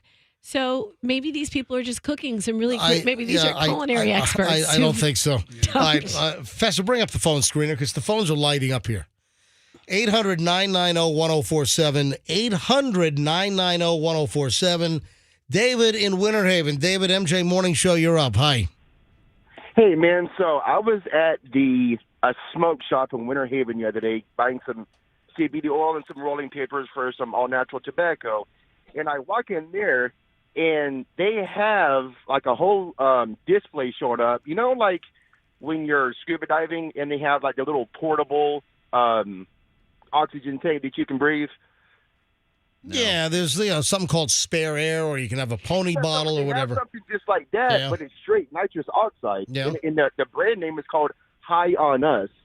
And it's like right there in the smoke shop. And then they have another product, and it's called Buzzin' or something like that. Now, when you look at the ingredients, it says nail polish remover. That's all it is nail polish remover. I couldn't believe that the crap that they have in the smoke shops, it's absurd. I'll tell you what, these here in Tampa, man, these smoke shops are popping up on every freaking corner. I mean, you've got you got some of these like mom and pop one-off convenience stores that are shutting down and becoming smoke shops. So, there's got to be a lot of business out there for whatever the hell. I've never been in a smoke shop, but all I know is that every time I turn around, there's like some new smoke shop that's opening up. Thanks for the call. I appreciate it. Let me, Fester, can you go back to the call screener, please? I was pulling up the area. Right, let me grab Jay in Oldsmar. Jay, you're on the MJ Morning Show. Hi.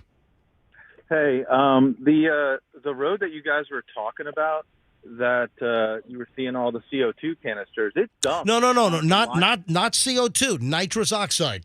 Okay, nitrous oxide canisters. That road dumps from behind Tampa Bay Downs onto the Linebaugh. I live in the area and I frequent that area all the time. Right. And what a lot of people in the area don't know is they're housing a bunch of illegal, like Honduran or Guatemalan immigrants at Tampa Bay Downs. What? And that's where those people come in and out. Wait a second. Well, hold on. That's a pretty hefty allegation. Are you saying Tampa Bay Downs is using? It's not an allegation. I saw them get on an old church bus at one of the laundromats here in town, and then I asked the person that owns the company. I said, "What's that all about?" And she said, "Those people come every Monday. They have somebody with them to wash all their clothes and tell them how to do it, and they take them back to Tampa Bay Downs." What does Tampa Bay Downs have to do with this, though? That's where they're housing them. Where would they live? Aren't they open for business every day? There are places where the jockeys stay. They're displacing the jockeys and housing illegal immigrants at Tampa Bay Downs. Okay. Are they dealing poker at night? I mean, don't they have like the Silks card room? I don't know. But listen, I don't know how. Are you sure, JJ? This is a pretty serious allegation you're making. I saw these people with my own eyes. Okay, listen. I saw them get on the bus, and then the lady that runs a local laundromat in Oldsmar told me, because she talked to the handler that handle these people, said, yeah, they're at Tampa Bay Downs. They give them new clothes, new bags, and they bring them every Monday to wash their clothes at the laundromat. They're at Tampa Bay Downs. Okay, I believe him. I have no idea. Jay, I'll look into it, okay? Well, I've already called my local congressperson. We were already looking into it and trying to get to the bottom of this. But that's a private business that's housing illegal immigrants. Listen, I can't confirm that or deny that. I know you can't confirm or deny, and neither can I. But I'm just telling you, I saw a bunch of people that didn't speak English getting on an old church bus at the laundromat. And I asked what that was about, and the lady that owned the place told me the whole story because she's seen it week after week. All right. Thanks for the call, Jay. I'm sure we'll hear from Tampa Bay Downs. So instead of food, we're giving them whippets? I mean, that sounds awful. But why would, I don't know if that would explain the whippet canisters by the hundreds and hundreds. Mike in Sarasota. Mike, you're on the MJ Morning Show. Hi. Hey, how are you guys? Oh, well, what's the story, man? Well, I was a deputy in Ohio for a long time before relocating to Florida, and we used to deal with the same issue all the time.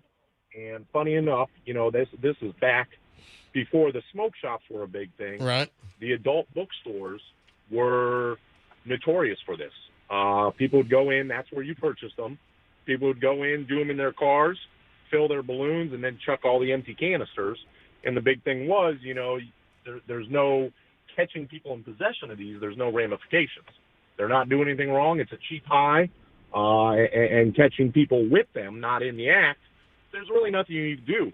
But we used to get the same calls all the time, just piles and mounds and mounds and mounds of these in adult bookstore parking lots. All right, now is there I don't think there's an adult bookstore near there, Roxanne. Is there? I have never been there. If there is one. No, but you drive that area all the time. It's a fairly industrial area. Yes, it's an industrial area. I don't really scour the different shops or adult bookstores or whatever the businesses along that road. All right, buddy. Thanks for the call. I appreciate it. One more call on this. Tawanda, Riverview. Tawanda, you're on the MJ Morning Show. Hi. Hey, good morning, guys. How are you guys doing today? Your name is Tawanda? Yes. I know it sounds different. I was actually born in Zimbabwe. Oh, wow. Okay. All right. Yeah. And so the reason why there's so many whippet cans everywhere is because when people do whippets, I guess the feeling, it only lasts about like 15 to 30 seconds, right? But each can only has like 5 to 10, I guess, hits in it. So people tend to do copious amounts of whippets just to maintain that feeling or that high. Yeah, but why would they be concentrated and thrown in this exact area? Is it one person that's like using a boatload of this crap? I guess so. Some people just have a lot of time on their hands. And I would just say whatever area that it's located in, like where they're at, there probably is a bunch of high school kids with nothing to do, just trying to, get high. Which those things are really bad. It kills brain cells like crazy. Yeah. All right, buddy. Thanks for the call. Anyway, obviously, the canisters are being used for recreational use would be my guess. I don't think anyone's making enormous amounts of whipped cream and then dumping the canisters on Racetrack Road. Just a totally bizarre story. Hey, Froggy, with the bad weather up in New York yesterday, snow canceled a ton of flights at LaGuardia and JFK because they had a pretty decent snowfall. Guess, Froggy, who got stranded in the Delta Lounge at JFK? You're asking me. Yes. So, Froggy, which celebrity... We're talking to A-lister, B-lister, C-lister? I'm just saying, why would I be asking you which celebrity got stranded in the JFK Delta Airlines lounge? It couldn't be that complete loser, nothing hack. Couldn't act his way out of a bag. I've seen better acting and tough acting than acting. Yeah. Channing Tatum. That's right. Yeah. Good. I hope he's still stuck there like Tom Hanks in the terminal. Yeah, like he lives there forever. Yeah, so Froggy, I guess, has a little contempt for I Channing. don't have contempt. He's just a complete loser. Yeah, asshat. Nothing's worked out for that guy. Yeah. So Froggy went to Tampa Catholic with Channing Tatum, and Let's not, I don't want many people to know that. It's kind of embarrassing. I'm kind of hoping that I run into Channing Tatum one day and I can say, hey, do you know Michael Kuzmano? We interviewed him back in the day, and he... yeah, he knows who you are. I don't know about any more of that complete hack attack. But stop Talk about him like that. Stop it. So Channing Tatum, Zoe Kravitz, and other stars were stuck. Oh, now he's a part of the Kravitz family. Natasha Lyonne. Oh,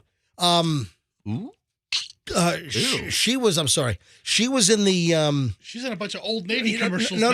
Natasha Lyonne, wasn't she kind of like the ragged looking one in Orange Is the New Black, right? Yes. Yeah. Yes. I mean, yes, she was in that. Yeah. Then I think she has a show on Peacock, and I saw her lately on a bunch of Old Navy Yeah, commercials. what's the new show she's on? I forget. Yeah, It's like I wanted to watch it, but then I was like, maybe not. No, people have suggested that to me, but I forgot the name.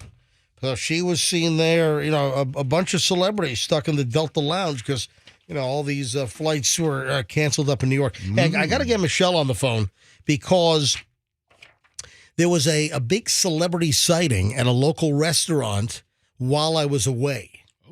Yeah, but it kind of falls, it's timely because this celebrity did something really nice of a charitable situation.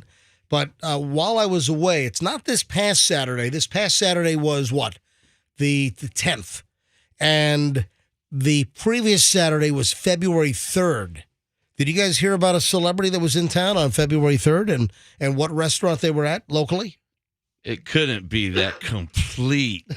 No, who? Hang on a minute. Was it Tom Cruise? Tom Cruise? No, it wasn't Tom Cruise. Not Tom Cruise. Good guess. That is good. Not Tom Cruise. Good answer. Good answer. Good answer. Speaking of answers, I'm working on this kissing quiz, so Okay. get ready. Looking forward to Yes. Hello. Happy Valentine's Day, my lovely. Oh, thank you. Are you looking forward to our Olive Garden getaway later today? I am. Okay. Have you decided what you're going to get on the Olive Garden menu for our Valentine's Day dinner? I have not. It's such an expansive menu. I need to contemplate a little more. I was looking at the tour of Italy, and I was just kind of noticing that none of the items, I think, on the tour of Italy are actually like real Italian food items. All right. If you're going to be this schmucky about it, don't go to Olive Garden. I know. Seriously, man. Just go to Olive Garden, have a little fun, have a nice meal. What's your problem? I don't have a problem. No, you have a big problem. I mean, are you going to tell the waiter, "Hi, welcome to Olive Garden. My name's Chet. I'm your waiter today." Oh, do you know that 2 of these 4 things are not even from Italy? I mean, what are you going to do, bro? Seriously, don't go. I'm going to go and enjoy it the way I used to 30 years ago. I am. All right. So, folks, you're probably saying, wait, Michelle and MJ are going to Olive Garden? Yeah, because I have not been to Olive Garden. I thought it was since 1993 when I had lunch with you and your coworkers from Navy Federal Credit Union on Lynn Haven Parkway in Virginia Beach. But you reminded me that I did go to Olive Garden again, the same location in Virginia Beach in roughly 1995 with your grandparents, right? Yeah, somewhere around there. That's on you, buddy, that you didn't go more often. But any way you slice it, I haven't been to Olive Garden in about 30 years, and it came up on the show recently, last year. So Michelle's mother, my mother-in-law, for Christmas gave me a $25 Olive Garden gift card. So Michelle and I are going to be utilizing this for our. I don't know if that's going to cover it. For our romantic Valentine's getaway later today. I was looking at the prices. I don't think that card's going to cover our meal. I probably won't. I mean, I'll probably have to add. I'll have to use the gift card and put my credit card down as well. I know. Anyway, the reason why I was calling you, Michelle. Oh, what? It's beyond our Olive Garden Valentine's Day surprise dinner later on. But you told me while I was away with Chloe, you told me that you were invited out to Donatello with friends on Saturday the 3rd, right? I don't know. Yeah, 2 Saturdays ago. Right? And that there was a celebrity in the house? Celebrity in the house. All right, so do we know why the celebrity was in town? No. So I don't recall being made aware of that information. Now, Roxanne, you're typically plugged into all the celebrity happenings in town. I'm not. I don't know why you would say that. No, because you've always brought it up about, the celebrity here, celebrity there. You have no idea who was in town. No, I gave you my guess, Tom Cruise. No, that was not him. It was not Tom Cruise. So at Donatello on Dale Mabry on Saturday night, February 3rd, Michelle, tell everyone who was having dinner at Donatello. Drake. Yeah, Drake was in town, yeah. Who? Drake. Never heard of him. I love his cake stuff. That's pretty cool. That's cool. Dude, he just came out with junk in his hand picture. Hey, did you actually see him, Michelle? No, I just saw the picture. See? Wait. Hold on. Picture of the junk? Oh, what do you mean you saw the picture? Well, because the person that made us aware of his presence, was somebody who was affiliated with the restaurant, and then she was back there, and she took a picture, and then she came back over to our table and showed us that he was there. Oh, was he in like the private room, or was he in the main dining room? Do you know? I think it was the main dining room. Oh, gotcha. All right. Is nobody hearing me about the Drake picture that came out? I don't know what you're talking about. His wiener. What about it? The picture came out. It leaked. Oh, do you have like a Google setting to let you know when rappers' It was a wings pretty come big deal. He's the biggest rapper on earth. Okay. All right, so hold on. What happened? Tell us the story. Yeah, tell us everything about Why the don't you wing. Google it? You fat nothing. You're the one talking about Drake's wiener. How long did to talk about before you start looking it up? I'm not going to look up a dude's wiener, dude. Fester, can you go to Google and Sure. let's Froggy, find? let's give me some search terms, Froggy. Let's find the Mr. story. I know everything about Drake's Drake wiener. picture wiener. Drake. No, don't do wiener leak. Wiener. Drake picture penis. Yeah, leak Right. or something. Not penis leak. Space part is. Drake picture, and then P-U-R-E. yeah, P-E-N. yeah. I'd go get and search that. It just sucks that Drake. Okay. Oh, no. you can't. That a bleep pic leaked.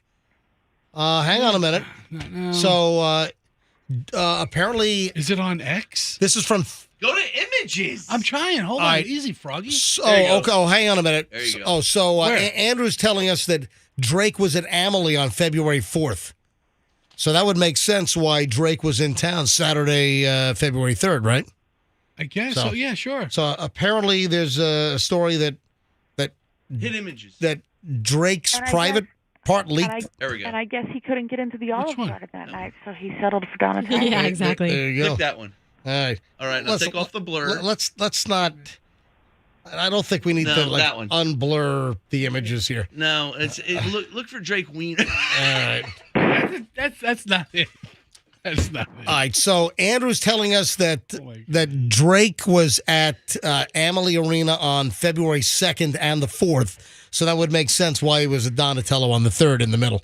All right, Michelle, I got to run, but I'm looking forward to our Valentine's Day dinner at the Olive Garden. Me too. All right, pictures coming up, folks. So check my Instagram later tonight. I'll have pictures of Michelle and I at the Olive Garden and the dishes that we picked. Me handing the gift card over to the server. I'll do how many pictures do I get? I think I can put 10 pictures up on my Instagram post. So I will document our romantic Valentine's dinner at Olive Garden on my Instagram later today. Certified MJ Radio. That's Certified MJ Radio. All right, Michelle. Talk to you in a bit. See you soon. All right. Bye-bye. Look at that. I'm bringing up the picture 100 times easily. Yeah, well, it's because your search history is like used to it. By the way, it has been 100% confirmed. I think it was on Monday's show that I brought up the fact that lottery ticket had expired at midnight on Sunday. A $36 million Mega Millions ticket that was sold August 15th at a Publix in Jacksonville has officially gone unclaimed. Now, the story had been that it had expired Sunday at midnight, but now the Florida lottery folks have fully confirmed that nobody claimed the money. They had until midnight on Sunday. So somebody bought a ticket that turned out to be a $36 million winner and nothing. Just crickets. Nobody claimed the ticket, $36 million. And here's the actual breakdown, because I think one of you guys asked me earlier in the week, well, what happens to the money? And I said, yeah, it goes to the Florida Education Fund. Here's the actual breakdown. 80% of the unclaimed $36 million will go to the Educational Enhancement Trust Fund here in Florida, and then the remaining 20% goes to a prize pool for future prizes or promotions. All right, that's cool. But it is official. Nobody claimed $36 million in winnings. That's truly remarkable. So I mentioned earlier that we get into the license plate rejection pile. And these are always fun. I mean, we don't do these every year, but there's a huge list. For 2023, Florida rejected, this is the Florida Department of Motor Vehicles, Florida DMV, rejected over 530 vanity license plates that people requested. And there are also some revocations as well, like plates that had been issued and then people would complain, and there were some plates that were recalled. But, the bulk of the license plates that were denied, they all have like sexual overtones. Like Not Drake's, surprising. Yeah, Drake's wiener, right, Froggy? That's what Froggy whined on his car. I'll give you an example. Well, or curse words, for instance. Like, did this person really think they were going to get the license plate 05HIT? 05HIT. Oh. I mean, really? Listen, maybe you get one past them. That's a funny one. 05HIT. So it was going to be, oh, bleep. Yeah. Because the 5 was supposed to be an S. Here's 0 hussy. That was denied. For F's sake. So the number 4, FKSAKE. I like that one too. Snort. What's wrong with that? Yeah, that's. I don't know. SN0RT was rejected. Snort. What if the person had a laugh like? All right. Like Urkel's car? A55 FRT was rejected. Ass fart? Yes. That's awesome. Using the 5s.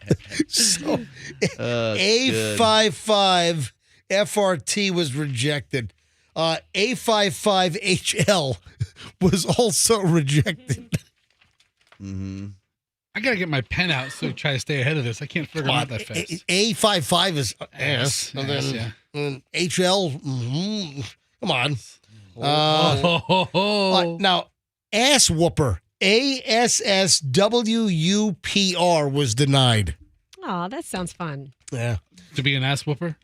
Big rack was rejected, but the I in big was a 1. So B1G for big, and then rack was rejected by Florida DMV.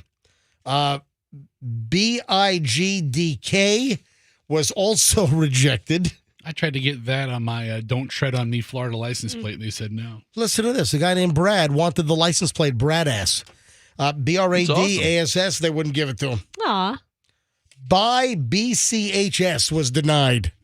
By bitch, Yeah, I got you. That shouldn't have been denied. If you don't have the I and the T in there, I mean, you're really jumping to conclusions. Cops lie.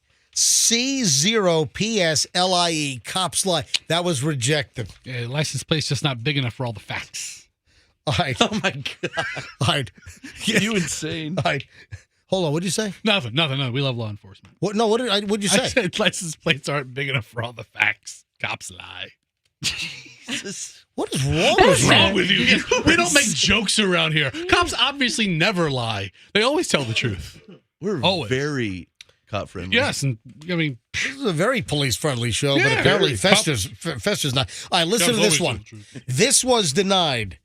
Dr. DR TWATS. Wow. Wow, what field is he in? Dr. That was denied by Florida I think DMV. I've seen that movie. Die Slow, DIESL 0W. Jeez, what was that like a? Yeah, that was rejected. Eat It, EATIT. Eat It was rejected. I don't know why. I don't think that's that bad. What's on Weird Al's license? Fokker was rejected. Oh. F0CKER. These people need so much attention to get one of these. Come on. As in Meet the Fockers. Was Fat Bottom. FATBTTM was rejected. I mean, the state makes a lot of money off of these vanity plates. It's like a radio guy that gets his name on his plate. Holy. Festar. FESTR. Wow. FRGY. Are you ready? This was rejected. GRN turd. Ew. So green turd was rejected. You got to get that checked out. That's not healthy. That's a lot of chlorophyll or something. I don't. What would that be? Food dye? That happened to my brother when he drank like 2 Shamrock shakes when he was 8 years old. Oh, I'm gonna put that to the test. I'm serious. I'm not making it up. Ho House H0H0OUSE. Ho House. Now, if I'm not mistaken, there are no letter O's on license plates. It's just 0. It's 0 because a 0 is easily confused with an O. So I believe they only have zeros. Let's see. Holy crap. HLYCRP was rejected. I would love that plate. Jagoff. JAGG0FF was rejected by Florida DMV. Lil Wee Wee was rejected. I tried to get that one. LILWEWE was rejected. I mean, what if that's like his rapper name or something? Comes to the stage now, Lil Wee Wee. Oh, listen to this one. Mr. DUI was rejected. That's Boy, just silly. You've got to have a couple of them to get that plate. MRDUI. Mr. DUI was rejected. Murderer was rejected. MURRDR. I'm sorry. Murder was rejected. Numbnut was rejected. NUMBNUT. Numbnut was rejected. And I'm almost done here. And then I got a pretty funny recall one. RU high, the letter R, then U, then high, HIGH was rejected. Roadkill, RDKLL. Why? Why is that so bad? Roadkill. How about this one? Skid MKS. Yeah, again. Skid Marks was rejected. But that could be the tires on the actual car leaving skid marks and not necessarily. That would be the reason to ban it. Right. The other reason, the laundry reason, is that's fine. Slow Mofo was rejected. SL0M0F0. Slow Mofo. Slow Ho. SL0WH0. That's an oxymoron. To be fair, could you confirm? I want to make sure I'm right. That I thought that there were only zeros on the plates in Florida and not the letter O. So there's not confusion. But if you can just double check that and make sure I'm right. If I'm not right, I want to. Suhkit. SUHKIT was rejected. Suhkit was the turd, TURD, was rejected. Vibrator, VIBR8R. Vibrator was rejected. These are some clever people. Wet Yet, WETYET. I mean, yeah, this is Florida. Wet Yet was rejected by Florida DMV. Imagine that. Yeah, but it is Florida. That's a good. Did you say that, Fester? It rains it rains all the time. Yeah. Wet Yet? Oh, and here's a complaint. The last one. This was a confiscated plate, or this was a complaint was filed, and this was a recalled license plate. 0FKS. Well, that's a good one. I give 0FKS. Was it a virgin guy? That on the spreadsheet, it says it was a complaint, and the license plate was recalled because of the complaint. When an incel drives that car? 0FKS. No, it's just someone that just doesn't care. They don't give. They give zero. Thank you, Mr. Literal. Bleepity bleeps. Let me see if there are any more. I think I got. Oh, there was methed up METHDUP. How's that not Why taken? would you do that? How's that not taken already? I want one of the sovereign citizens one. Yeah, it wasn't. METHD, meth, UP, meth up, was also rejected. Mr. DUI. Did they really think that the DMV was going to hand them Mr. DUI for a license plate? Is that probable cause for getting pulled over? Oh, well, Your Honor, the guy had Mr. DUI on his license plate. Just doing my job. On the Seinfeld episode, was Ass Man A55 man? No, I don't think so. No, I think it was on the Seinfeld episode. I think that the Kramer license plate was ASSMAN. I think it was. Roxanne, are you ready with your Valentine's Day kissing quiz? Yes, I am. It's on the fly, but I think it's appropriate for today. I just threw it together. You've been preparing it for 2 hours. So you thought of this just a little while ago, and you've done the research during this show. I mean, during this segment. Okay. Yes.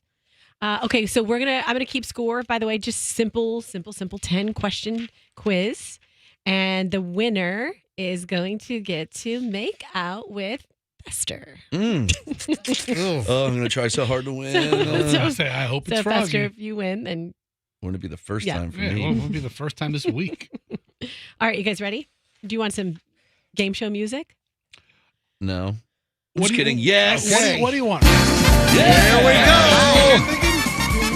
Hey, guys need me.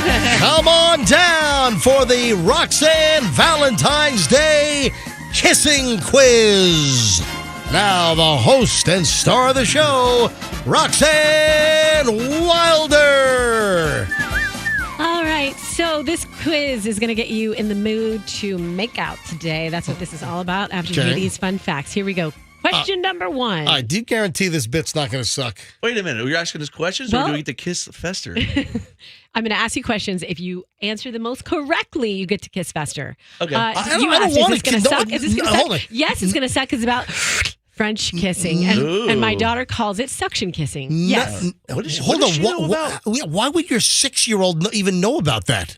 Do you guys not? We watch the Super Bowl. Okay, there are people who kiss. They're commercials. She's seen people kiss before. It's not like she's exposed to Doug racy does it stuff. like at the dinner table too. He's like, he rocks up they to would- plant so one on me right here. You're confident that this quiz is worthy of the valuable MJ Morning Show airtime, Well, right? it's not quite as worthy as talking about your phone for 3 hours, but Oh, your face. I didn't talk about my phone for 3 hours. Seriously. I have not. I would be talking about my phone still. I'm not getting my text messages now for apparently 3 See days. what you did, Roxanne? Is now he's talking about his phone. Let's go. All right, here Kissing we go. quiz. Go. Question number one. Yeah. We'll just go around the room.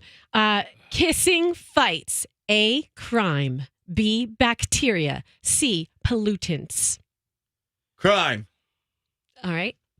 Wait, what?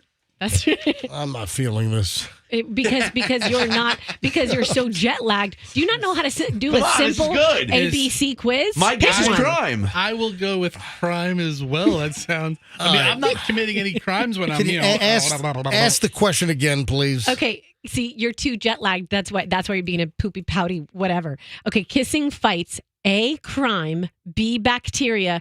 Or C, pollutants. It's B, bacteria. All right. I'm going to give you a point for that, but the correct answer was pollutants. Why does he get a point? Why don't Froggy and I get a point for crime? Technically, because it doesn't fight crime. It does fight crime. How does kissing fight pollutants? Because when you kiss, it releases chemicals in your mouth that will fight like pollutants and toxins and things that have gone into your body. Tell that to Halatomar from back in the day. Okay. Nobody kissed him. Nobody. Well, it sounds like bacteria is the right damn answer. That is true. So that's why I So, said hold on, your first one sucks. You lied. Kissing fighting crime is a legitimate answer too. I've never held up a 7-Eleven and kissed somebody at the same time. Next question. All right, next. Kissing. How many calories can kissing burn each minute if you're like really smoochy? jeez. How many calories? Just go around the room, say closest number without going over wins. Hold on. What are the parameters again, please? Well, it's like the mountain climber game. Pretty simple. How many calories can kissing burn each minute? 10 calories a minute. All right. Fester, what's your answer? Does the lowest answer win, or like Price is Right rules? Yeah, Price is Right rules. You know what? 10 is too high. I'm going with 3 calories. I'll go 2 Okay. then. I'll go 2. 2. All right. Froggy. $1. I've told you, fights crime. All right. What is the right answer? 26 calories a minute for a good That's smooch. impossible. That's says impossible. who? I'm learning. All right. Next, All right. next kissing question on Valentine's Day. When you kiss a lot, what gets better in men? Which of these is true for men when you kiss a lot? Okay. Penis. A. Froggy, let me Froggy, do come the on. answers. All right. A, your immune system gets stronger. B, you make more money. C, your junk grows permanently. Or D, you What? live longer. I think you added in C. Of course I did. I made a quiz up with incorrect answers. I have all 4 of those happen to me. You know. Wait, give them again. What was the what are they again? Okay, when you kiss a lot, this is Right. for men, Mhm. your immune system, A, your immune system gets stronger. B, you make more money. C, your junk grows permanently. Or D, you live longer. I'm guessing your immune system gets better. Okay? If my junk grows permanently, I have to see a doctor. All right. That's not what's right. what's the right answer? I would have, Froggy, what's your answer? Junk. Yeah. What is the right answer? Suck. The right answer is all of the above except for junk. All right. Your junk does not grow permanently. You made that up. All right. How many more Just of be these quiet. tedious Okay. questions are there? This is fun. Who's in the lead to Kiss Fester right now? I'm just- All right. What is the average length of time for a kiss? Again, go around the room. Price is Right rules. 30 seconds. Woo, you and Michelle, a lot of smooch time. All right. I mean, hours. The average, like average. yeah. Oh, I'm sorry. Hour then. Okay. Froggy. Depends. What did we have for dinner that night? Yeah, like onion. what's cream of If onion I had soup. milk and tuna. And 12 seconds. You guys all lost that. 12 seconds. Okay. Most people lean to the right when they kiss. Wait. Uh, I'm a lefty. no, picture it. When you Yeah, kiss. what's kiss the which- answer to the other one? Just picture it. Okay. True or false? This is because they learned it in the womb based on way they were leaning. This is like one of those games that pop up on my phone that I pass immediately. All I know is I want to murder myself right now. No, you can't off yourself. No, Bud dryer. Don't do it before you give me a kiss. Okay, final question, and then we're done. All right. Kissing improves A, your IBS, B, your halitosis, C, your Peyronie's disease, or D, your mad cow disease. Oh, come on. All right. It's halitosis. Peyronie's. I have or had all of those, and it's Peyronie's. It's halitosis. It's halitosis. It improves that because you produce more saliva. Yeah, so guess it's what? pretty obvious. MJ, you won. You I'm get the not- kissing you know what? award. I'm That was awesome. Listen, And listen, Kiss, everybody kiss. kiss. Everybody's in the mood to kiss now for Valentine's Day because they learned all these amazing things. Like if you're a dude, you're going to make more money. You're going to get a stronger immune system. You guys got to go in the closet together for 7 minutes. I need to ask Max, the engineer, if I can get a 7-minute dump button. That's You are just unbelievable. I thought it was I tried great. to liven something up It was in here great. because Sorry. we were talking All right, about it was- like reading letters for the last 30 minutes, reading letters from license plates. it was a great segment. Thank you very much. Timely. Roxanne kissing. The Roxanne kissing segment. 8:48 at the MJ Morning Show here at Q105. When we get back, another long segment here on the MJ Morning Show. An update on the Amazon Prime change that really has ticked people off. There's an interesting update on that. And my wife, Michelle, when she first heard about this, Michelle was like up in arms over this. So we'll get to that coming up in just a bit. Also, Valentine's Day and scams. We'll get to that coming up in just a bit. Also, I have an email regarding that Chinese e-commerce site, Temu, which, you know, we all want to say Temu, but on the commercial that they ran 19 times on the Super Bowl. Yeah, that was the first time I heard it pronounced like that. They pronounced it Temu, that Temu, which if you have that app on your phone, get it off. We told you this a year ago to get that Temu app off your phone, that They are stealing everything on your phone. Whatever's on there, they have it if you have that app on your phone. Talking about the Chinese commies. All right, hang on. All that and more coming up in minutes here on the MJ Morning Show on Q105. Stand by. If you're...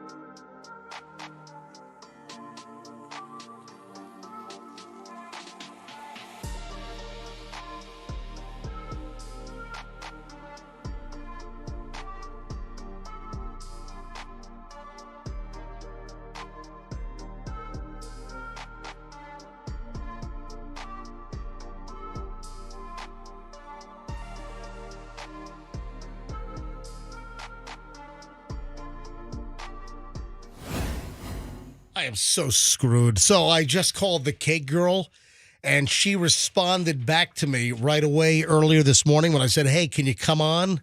Let's talk about what's going to be available because, it's Valentine's Day. She's got the special Valentine's Day treats. And she said she texted me right back. I don't know how many texts that I have now missed. So I'm not going to belabor the point, but I think you already did. I'm going to call her. I'm going to call her live. Oh, well, Roxanne's feeling her oats a little bit around here, isn't she? I think you already did. You did some serious belaboring today. But listen, I'm having serious anxiety because now I'm discovering that I landed back in Tampa at 6 a.m. Sunday morning, and I'm not getting like any texts.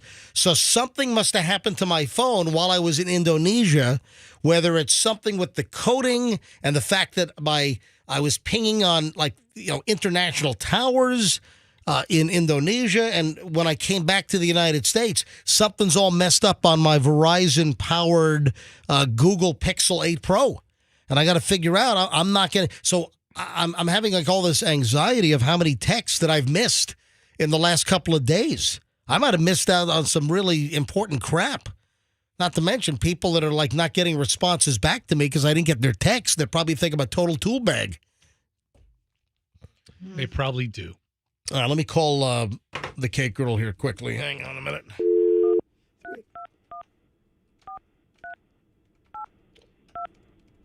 All right, calling Christine, the cake girl.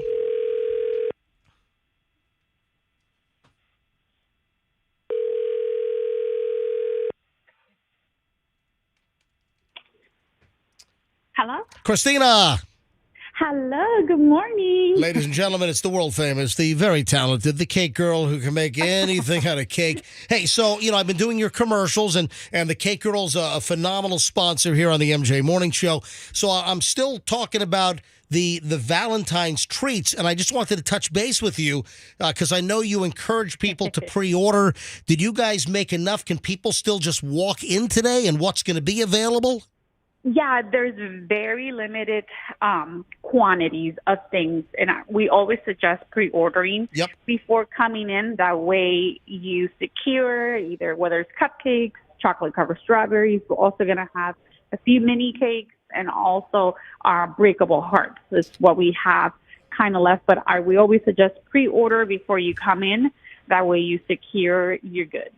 All right, so someone looking for a very sweet Valentine's gift from the famous cake girl, they can go to thecakegirl.com right now and see what's still available and then order it, right? Correct, yes. And That's what we 100% suggest. And then pick it up later on today at the store up on North Dale Mabry. Yes, you got it. All right. So again, tell us what is available. If they go to the website right now to pre-order and then pick up later on for Valentine's Day today, what is available right now? Right now we have mini cupcakes, which is our Valentine's Day collection pack. It's a 12-pack with 4 different flavors that you can pre-order. Mm-hmm. We also have chocolate-covered strawberries. They either come in a dozen or they come in a half dozen. And we also going to have breakable hearts, which is a chocolate heart. You can either choose it with a dozen strawberries or half a dozen in candy.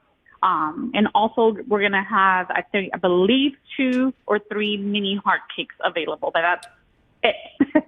All right, so go to the website quickly and secure any of those items before they totally sell out, and just add another layer of sweetness for Valentine's Day today. How about that? Yes, of course. All right, thecakegirl.com, thecakegirl.com. Go there right now. Christina, great to have you on. And again, thank you guys. Thank you so much for the MJ Morning Show cake you made. It's of course still just, we took the whole top off and we've saved it. And it's just, Yep.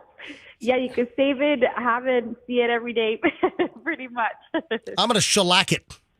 There you go. Yeah, that's perfect. And you could preserve it and have it there forever. Yeah. Thank you. We'll see you soon. Thank you, guys. Have a good day. Bye-bye. All right, there we go. too. Christina the Cake Girl on the MJ Morning Show. All right, so I get an email, and I want to go to phones on something because I saw a stat that really just blew me away, and this it kind of makes me angry because I hate for people to be taken advantage of. So I got an email, and it's part of the reason why I'm bringing this up. I get an email from Rob, and Rob wrote to me, MJ, how in the heck does Temu get a commercial in the Super Bowl? You said that they were a Chinese organization. You said to delete all of their apps off your phone. And this is from Rob. Okay. Right, Rob, yes. And Rob, this goes back months and months. This goes back probably a year. We've been telling people for maybe even over a year to get the Temu app off your phone. Now, most people say Temu, T-E-M-U. And when we say the Chinese app, it is a Chinese-owned company. And when you're a Chinese company, you have to turn all of your data over to the Chinese Communist government if they want it. So it is a free flow of data. The data collection from Temu, from your phone, essentially is crippling. They have access to everything on your phone. If you have the Temu app, the Temu marketplace, the orange square, T-E-M-U, if you have that, it is a Chinese spy operation. There are lawsuits that have been filed.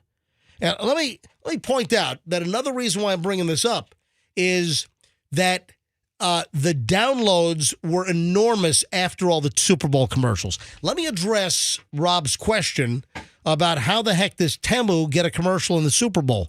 How?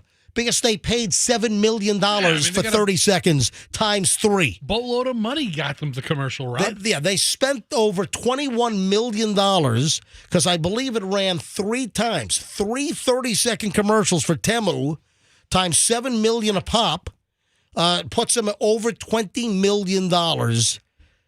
Maybe CBS gave them a discount because they bought 3 ads. Who the hell knows?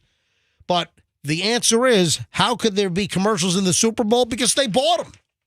And CBS is going to take your $7 million. Now, I don't know if CBS would run like a child molester organization 30-second commercial, but they're taking the money from... Almost any company that appears legitimate can buy a Super Bowl. I mean, a couple of years ago, there was all those cryptocurrency commercials in the Super Bowl. Guess what? This year, nothing. Nothing, not one. Nothing. 0. But, Rob, that's the answer. That, it's not illegal. It should be. I mean, we ought to have a major crackdown, and really the Temu app ought to be thrown off of the Apple App Store and the Google Play Store because it is a data spy collecting app. And there are lawsuits. I just saw a news story about a lawsuit. It is a Chinese e-commerce platform, and they spent tens of millions of dollars on commercials. And I saw this stat, Wall Street Journal had this, that with the Super Bowl commercials, the Temu app ranked second in the most downloaded apps at the Apple App Store on Monday. Day after the Super Bowl, Temu was the number 2 downloaded app. So the question is, there's been tons of chatter on this. There's been tons of stories on this over the last year. We've talked about this ad nauseum on the show. Get the app off your phone. So my question to you is simple.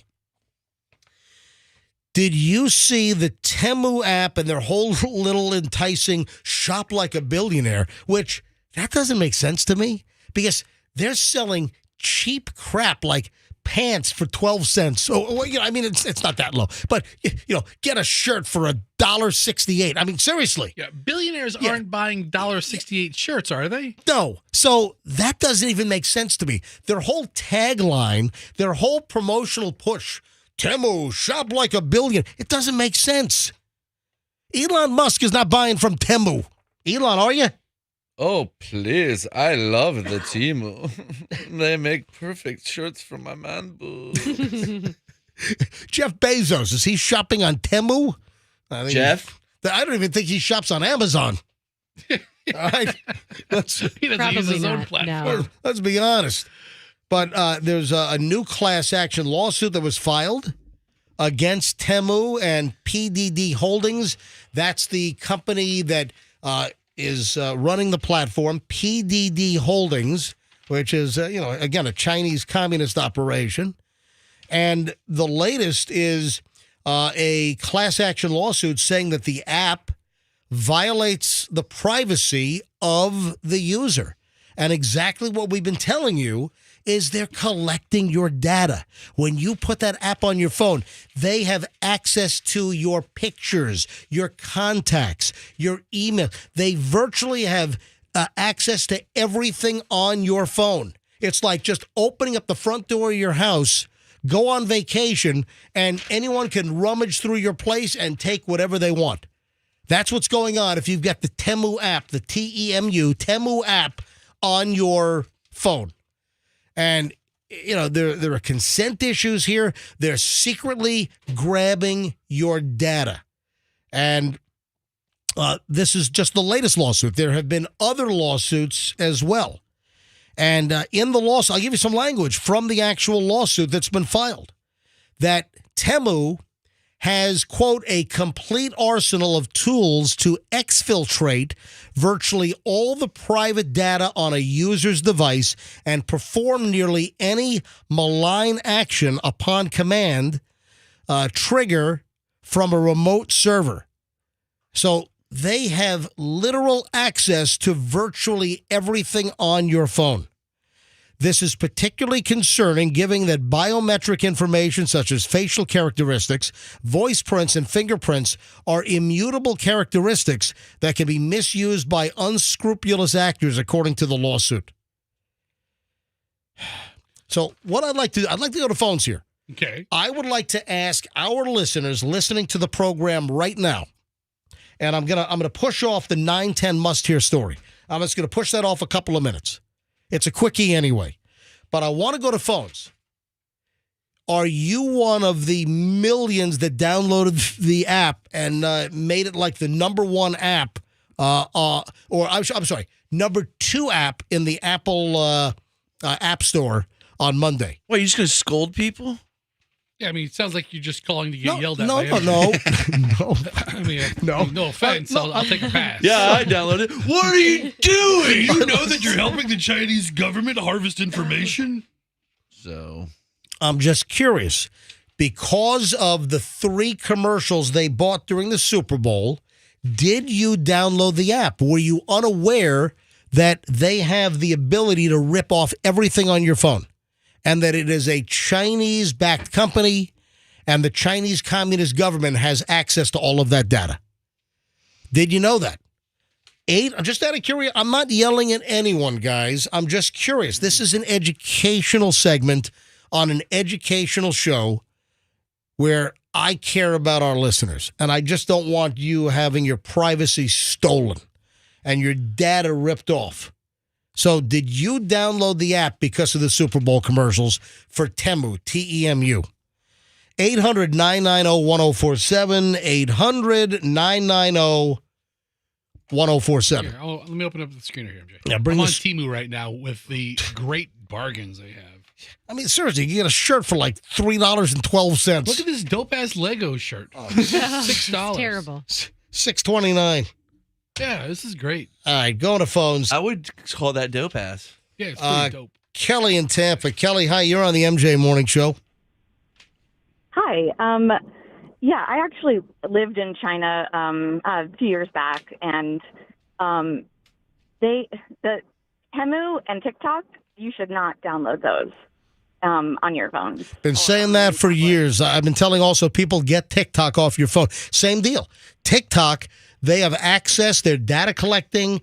They're also psychologically, taking people down rabbit holes with content suggestions. And again, they have access to all your data. So Kelly, go ahead. You lived in China, so you know exactly what I'm talking about. Yes, and in China there is this other app called purchasing platform called Taobao, and it's within China only, and that's like the China domestic version of Amazon. And the stuff is very cheap. It breaks all the time. It arrives broken. And it's quick delivery service, so it's easy and convenient. Yep. And with the exchange rate, obviously, it's less expensive. But my suspicion is, and again, I don't use Temu. I never will. I don't use TikTok. Never will. But it's really just the stuff from their Taobao platform that they've chosen to now make to make internationally accessible. And so they can just deliver all of their domestic, really cheap. It's all the stuff same crap around the that world. they have. Yeah. Yeah, just recycled. Yeah. And Kelly, listen, I think, I think that the Chinese Communist government can be so devious that it's like a Trojan horse, that they're luring people with all the cheap stuff in order to get all their data. Yeah. So listen, I've been preaching this, and I thank you for the affirmation. Thank you for calling up.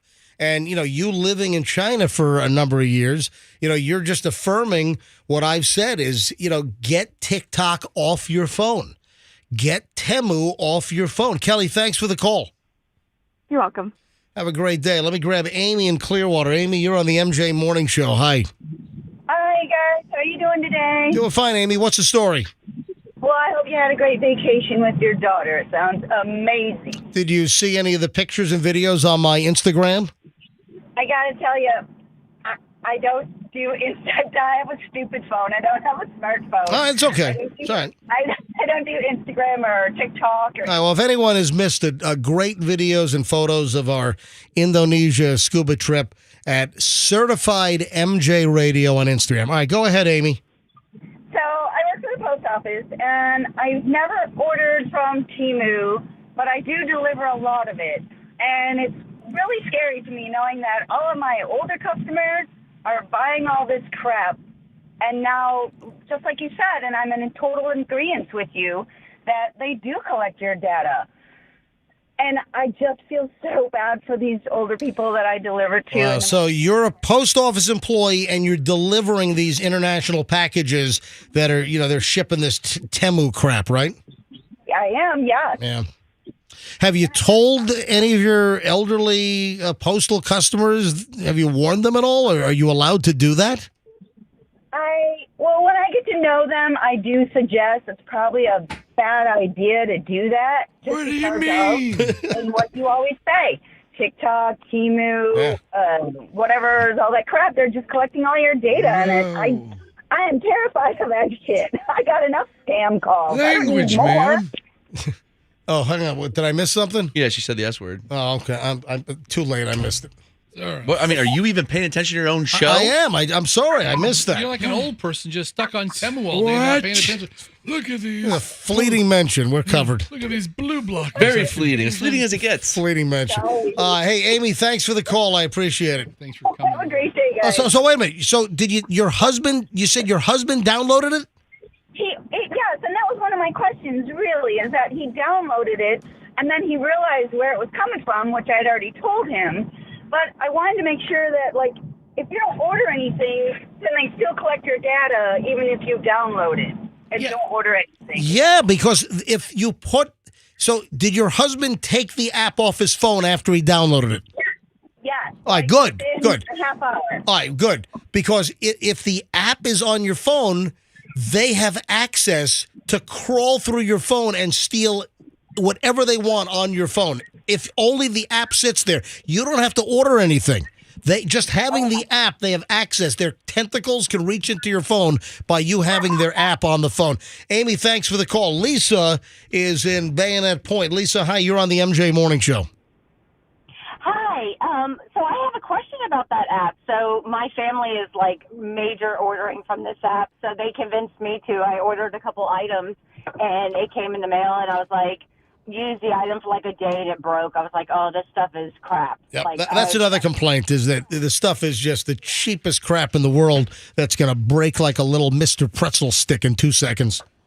Yeah, it wasn't worth the $1.42 that I spent. Yeah. So, and then I heard the article about, hey, they're getting in your stuff. They have great software people that are just, they're getting in your crap. So I instantly, got rid of it. And I went as far as I was willing, because I didn't want them in my bank accounts. I didn't want them in anything. So I went all out.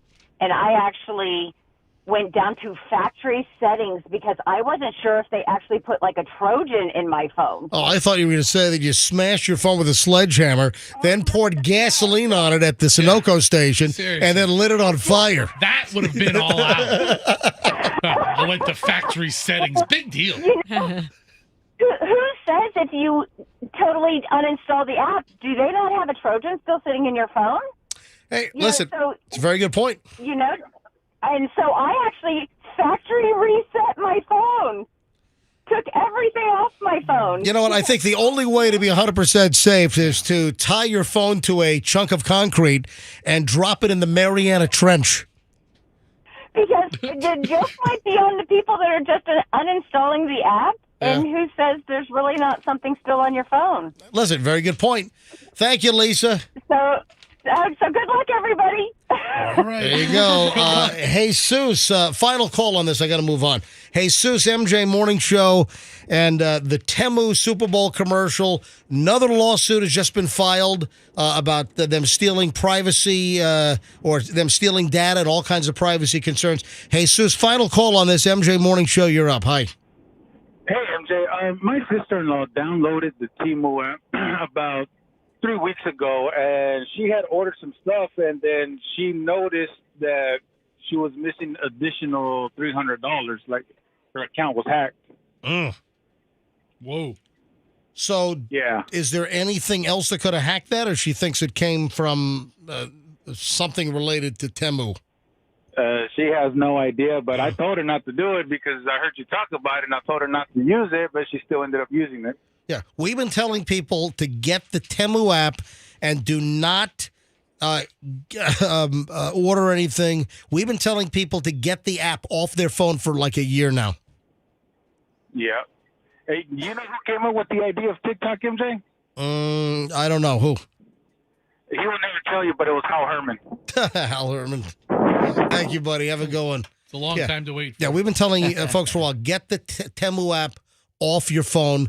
Don't download it in the first place. And the reason why we're swinging back around on this, again, is the 3 Super Bowl commercials. They went to number 2 in the Apple Store for downloads on Monday after the Super Bowl. And it's an absolute data theft operation to have total access. You're giving them access to everything in your phone. And the Chinese Communist government has access to all of it. All right, 9:23, the MJ Morning Show. When we get back, in just a matter of moments, I will get to the 9:10 must-hear story of the day. So I didn't get to that yet. So I still got to get to the must-hear story of the day. And so the 9:10 story is going to be more like a 9:30 story here on the MJ Morning Show. Just because, listen, I thought that the, picking up with that Temu stuff, I thought was just, crucially important to, discuss that again here on the program. Because, that just tens and tens of millions of people around the world, probably because of the Super Bowl spots, downloaded those apps. Get them off your phone, immediately, if not sooner. All right, 9:23 MJ Morning Show, back in minutes. Our good buddies.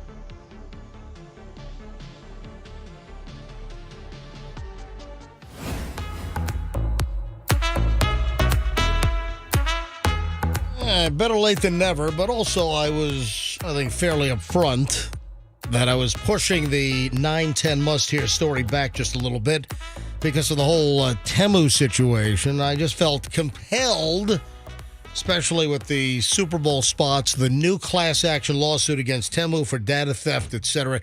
Get it off your phone. And you might have to destroy your phone. You might have to smash it with a slide. No, I'm kidding. But just get the app off the phone. All right, so the 9-10 must-hear story, and I'm not looking at anyone in particular here, but I thought that this data, this research, was important enough to talk about. And this is bad for your health. Something that you could be doing could be bad for your health to the point of increasing the risk of heart attack or stroke. And it is something that I think a lot of people do. People in this room could be doing it.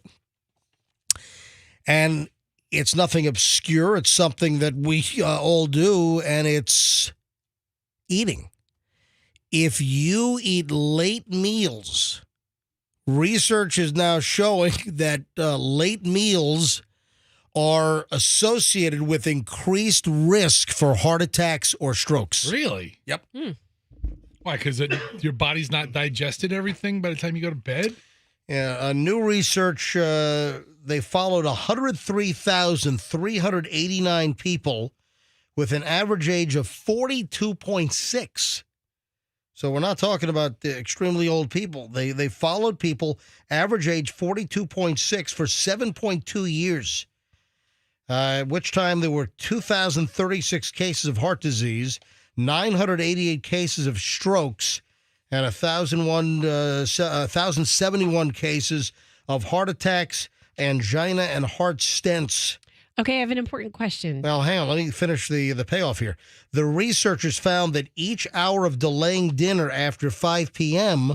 was associated with a 7% increased risk for a stroke, and that eating dinner after 9 p.m.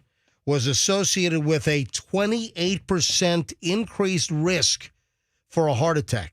So eating dinner after 9 p.m. I mean, that's, significant data. And this is not like, we studied 12 people. This is 103,000 people that were studied over 7 years. Okay, so I have a question. If you eat dinner at 9 p.m., but then you don't go to bed until midnight, does that make it okay? Like, is it the time of digestion between when you eat and when you go to bed? It's eating or is the meal. It just the data says straight up 9 o'clock? The data says eating the meal. That's a good point. There's a big piece of data missing here. Listen. The researchers found that each hour of delaying dinner after 5 p.m. was associated with a 7% increased risk for stroke, and that eating dinner after 9 p.m. was associated with a 28% increased risk for a heart attack. Okay. My sister and I talk about this stuff all the time, all these studies, because she's a statistician. And you do a study like this. Well, is the answer because they're eating that meal at that time? Or are they just the kind of person where maybe they're going to have a 9 o'clock dinner and then they're a night owl, so they're going to go to the nightclub and maybe, drink some energy drinks and dance all night? Yeah, that'll get you a stroke. No, I have a buddy who legit wakes up every day at noon, but he's up till 4 a.m. You know what? What if they have dinner at 8 p.m. and then they go to the club and they're doing lines of coke off the sink in the bathroom? Exactly. Increased risk of stroke and heart attack, probably. And so that's the thing. They're doing bumps of coke off strippers' butts. Is that going to increase the chance of a heart attack? No, it's eating later at night increases the chance of heart attack and stroke. Could be the kind of person they are. Maybe the answer to this is night owls. We're likely to have a heart attack and stroke. There's some other variable that maybe they all have in common. The 9:10 must-hear story at 9:35. All right. Are you a late eater? No, I would say that we average probably eating dinner, like 7 o'clock. So if you were to look at the stats, every hour after 5, you increase your chance. So I would say on average, I'm 2 hours after 5 p.m. is what I would guess. Me too. Amazon has been hit with a lawsuit over the forcing of ads for the Prime members. Remember, we talked about this when the news first broke that Amazon Prime, and they've already started, that Amazon Prime, if you're a Prime member, you would get the content without commercials. And what they're doing now is even if you're an Amazon Prime member, what do you pay? $129, $139 a year, whatever it is. Something like that, yeah. It used to be $99. Remember, then they jacked it up. And remember, the story broke, and we brought you this when it first happened, that if you're an Amazon Prime member, it doesn't guarantee a commercial-free experience. And Michelle is watching something now, and they're pre-rolling commercials. So it looks like on some of the episodes, there is a commercial pre-roll. And I asked Michelle, are they interrupting any of the shows with commercials? And she said no. If that was the case, that would be a deal breaker. Because what Amazon is doing is if you're a Prime member, you get commercials unless... This is so freaking greedy. Unless you want to fork over another $2.99 a month? Something like that, yeah. To have an ad-free experience. But listen, I don't like it. I think it's greedy. I think it's greedy, bloodsucker-like activity. But it's not as bad as it could be. If they interrupt the shows with commercial content, then we would cancel Prime. And really? Listen, absolutely. Listen, I've said this. I look for every possible way not to order from Amazon. Your wife doesn't. She's not on board with that. She also... She more than makes up for your lack of Amazon usage. How do you know? Because you say, today we had a 4-hitter. Well, it's very rare. All 4 delivery services came to our house. How many times have you said that? All right, it's not every day. And no, Michelle also looks for other places. And, a lot of people, they think that you're going to get the best price from Amazon, and you don't. You don't always get the best price. A lot of times, Amazon pricing is awful, like food pricing or consumer goods price. A lot of that stuff is awful. I look for, other smaller companies, mom and pop companies to order from when I can. And I got, for instance, I order a bunch of global knives for the kitchen.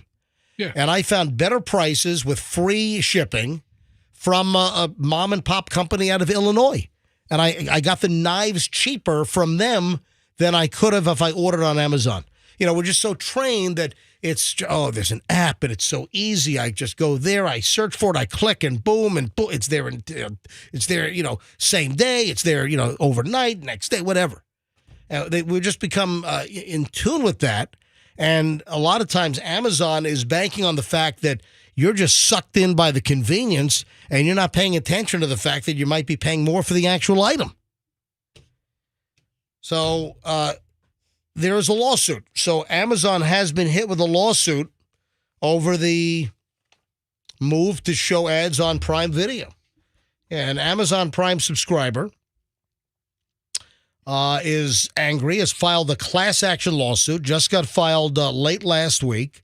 The plaintiff is in California and is making allegations that Amazon is using misleading advertising and consumer protection law breaches in connection with its unfair change to add ads on Prime Video.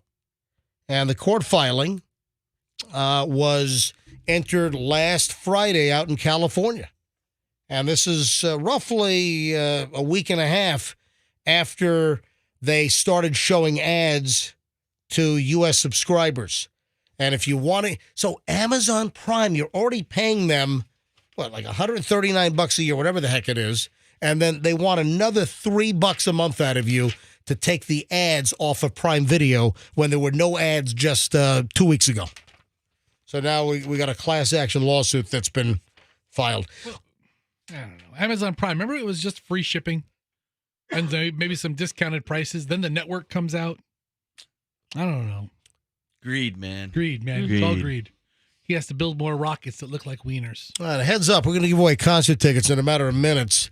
Before we end the show today, we're going to give away sticks with Foreigner and special guest John Waite. Going to be at the Mid-Florida Credit Union Amphitheater on July 20th. And we've got your tickets in minutes. So stand by to call in. On this Valentine's Day, Roxanne, what are you reading over there? You got a bleep-eating grin over there. You're looking clearly at your phone or something, and you're grinning to yourself. Yes, I am. Okay, sorry. Valentine's Day Chapel I was watching live. I'm sorry, what? Valentine's Day Chapel. So at our kids' school, they have a Valentine's Day reception. All right, so you're checked out of the show. No, I'm completely... I just awakened you from a stupor over there. What were we just talking about? We were talking about something special going on. Right. Okay, so she's been listening. Yeah, I listened to your words, but I just, I can't be there at my kids' chapel today, so I got a little feed of it. It's adorable. So you're focused in on that, not... Good for you. Not to the show. Okay, I'm a mom first. Oh, so you're saying that the MJ Morning Show comes second? Is that what you're saying? I wake up every morning at 4 to leave my children with my husband just because I'm a mom first. On this Valentine's Day, please note that online dating scams kind of hit a peak right around this time. Oh, yeah. Yeah. So online dating scams, Valentine's Day, you got folks out there that are, lonely, and Valentine's Day kind of exacerbates that. Don't fall for these online romance scams, but activity on dating apps and websites gets busier and busier leading up to today, Valentine's Day, but also the risk of you being scam-a-lama ding-donged and separated from your money. All these high-tech tools, they're using bots. Artificial intelligence is coming into the picture now. They're just trying to get you to send them money. They're pretending to be, who they're not. You've got guys pretending to be women, sending pictures out or having female profiles, sending you messages. Oh, hey, I saw your account, or I saw your picture. Oh, you're so cute. Come on, they're not coming out of nowhere and coming on to you. Cut the crap, okay? So on this Valentine's Day, we've essentially hit the peak of online dating scams. Please don't fall for this garbage. I have a nice segue into a little story that I read about a new dating app. It's called Score, and it isn't just for like hooking up with someone. It sounds like it is, right? Well, with a name like Score, it does. Right? Yeah. But what it's all about is credit score. You have to have at least a 675 credit score to use it. 675? 675? That sucks. I mean, that's not suck. Well, It's listen, on the lower side of average. It is. Yeah, I mean, most operations like auto dealerships, they want to see credit of like at least 740. No, well, listen, everybody, listen, 675 is average, lower side of average. I guess credit. yours is for that around there, huh? I deal with customers all day with credit issues. But listen, look at the hey Fester. What? Look at the small print when you see the TV ads for all the automobile manufacturers and the special deal. 0.9% financing. Look at the small print. It's for approved credit, and a lot of times it says credit score of 740 or higher. It seems to be like the magic number is that 740 credit score. 675 is a generally fair score. All right. It's on the lower side of average. It's okay. It's not great credit. It's not terrible credit either. Somebody comes rolling in with a 520, you just show them the door. Yeah, I want to buy this $225,000 motorhome, and the credit score is a 538. Yeah, but I could get a cosigner. Nothing down. Hit the road, Jack. Anything else? Froggy, Fester, Roxanne, anything else before we get out of here today? To all of my RV brethren at the dealership down the road from General RV that had that horrific fire this morning. Yeah. Hey, better you guys than me. All right. That's it. Come on. Man, it's a place called Blue Compass RV. I lost 6 RVs this morning. Really? At a major fire at like 3 that o'clock. where you were last night? You stop it. Hey, no, it's awful. General RV had the fire. Yeah, we lost all of our golf carts. Yeah. And a couple of RVs. Have they replaced the golf carts yet? Yeah, we got all new ones now. Yeah. Can't wait for those to catch fire.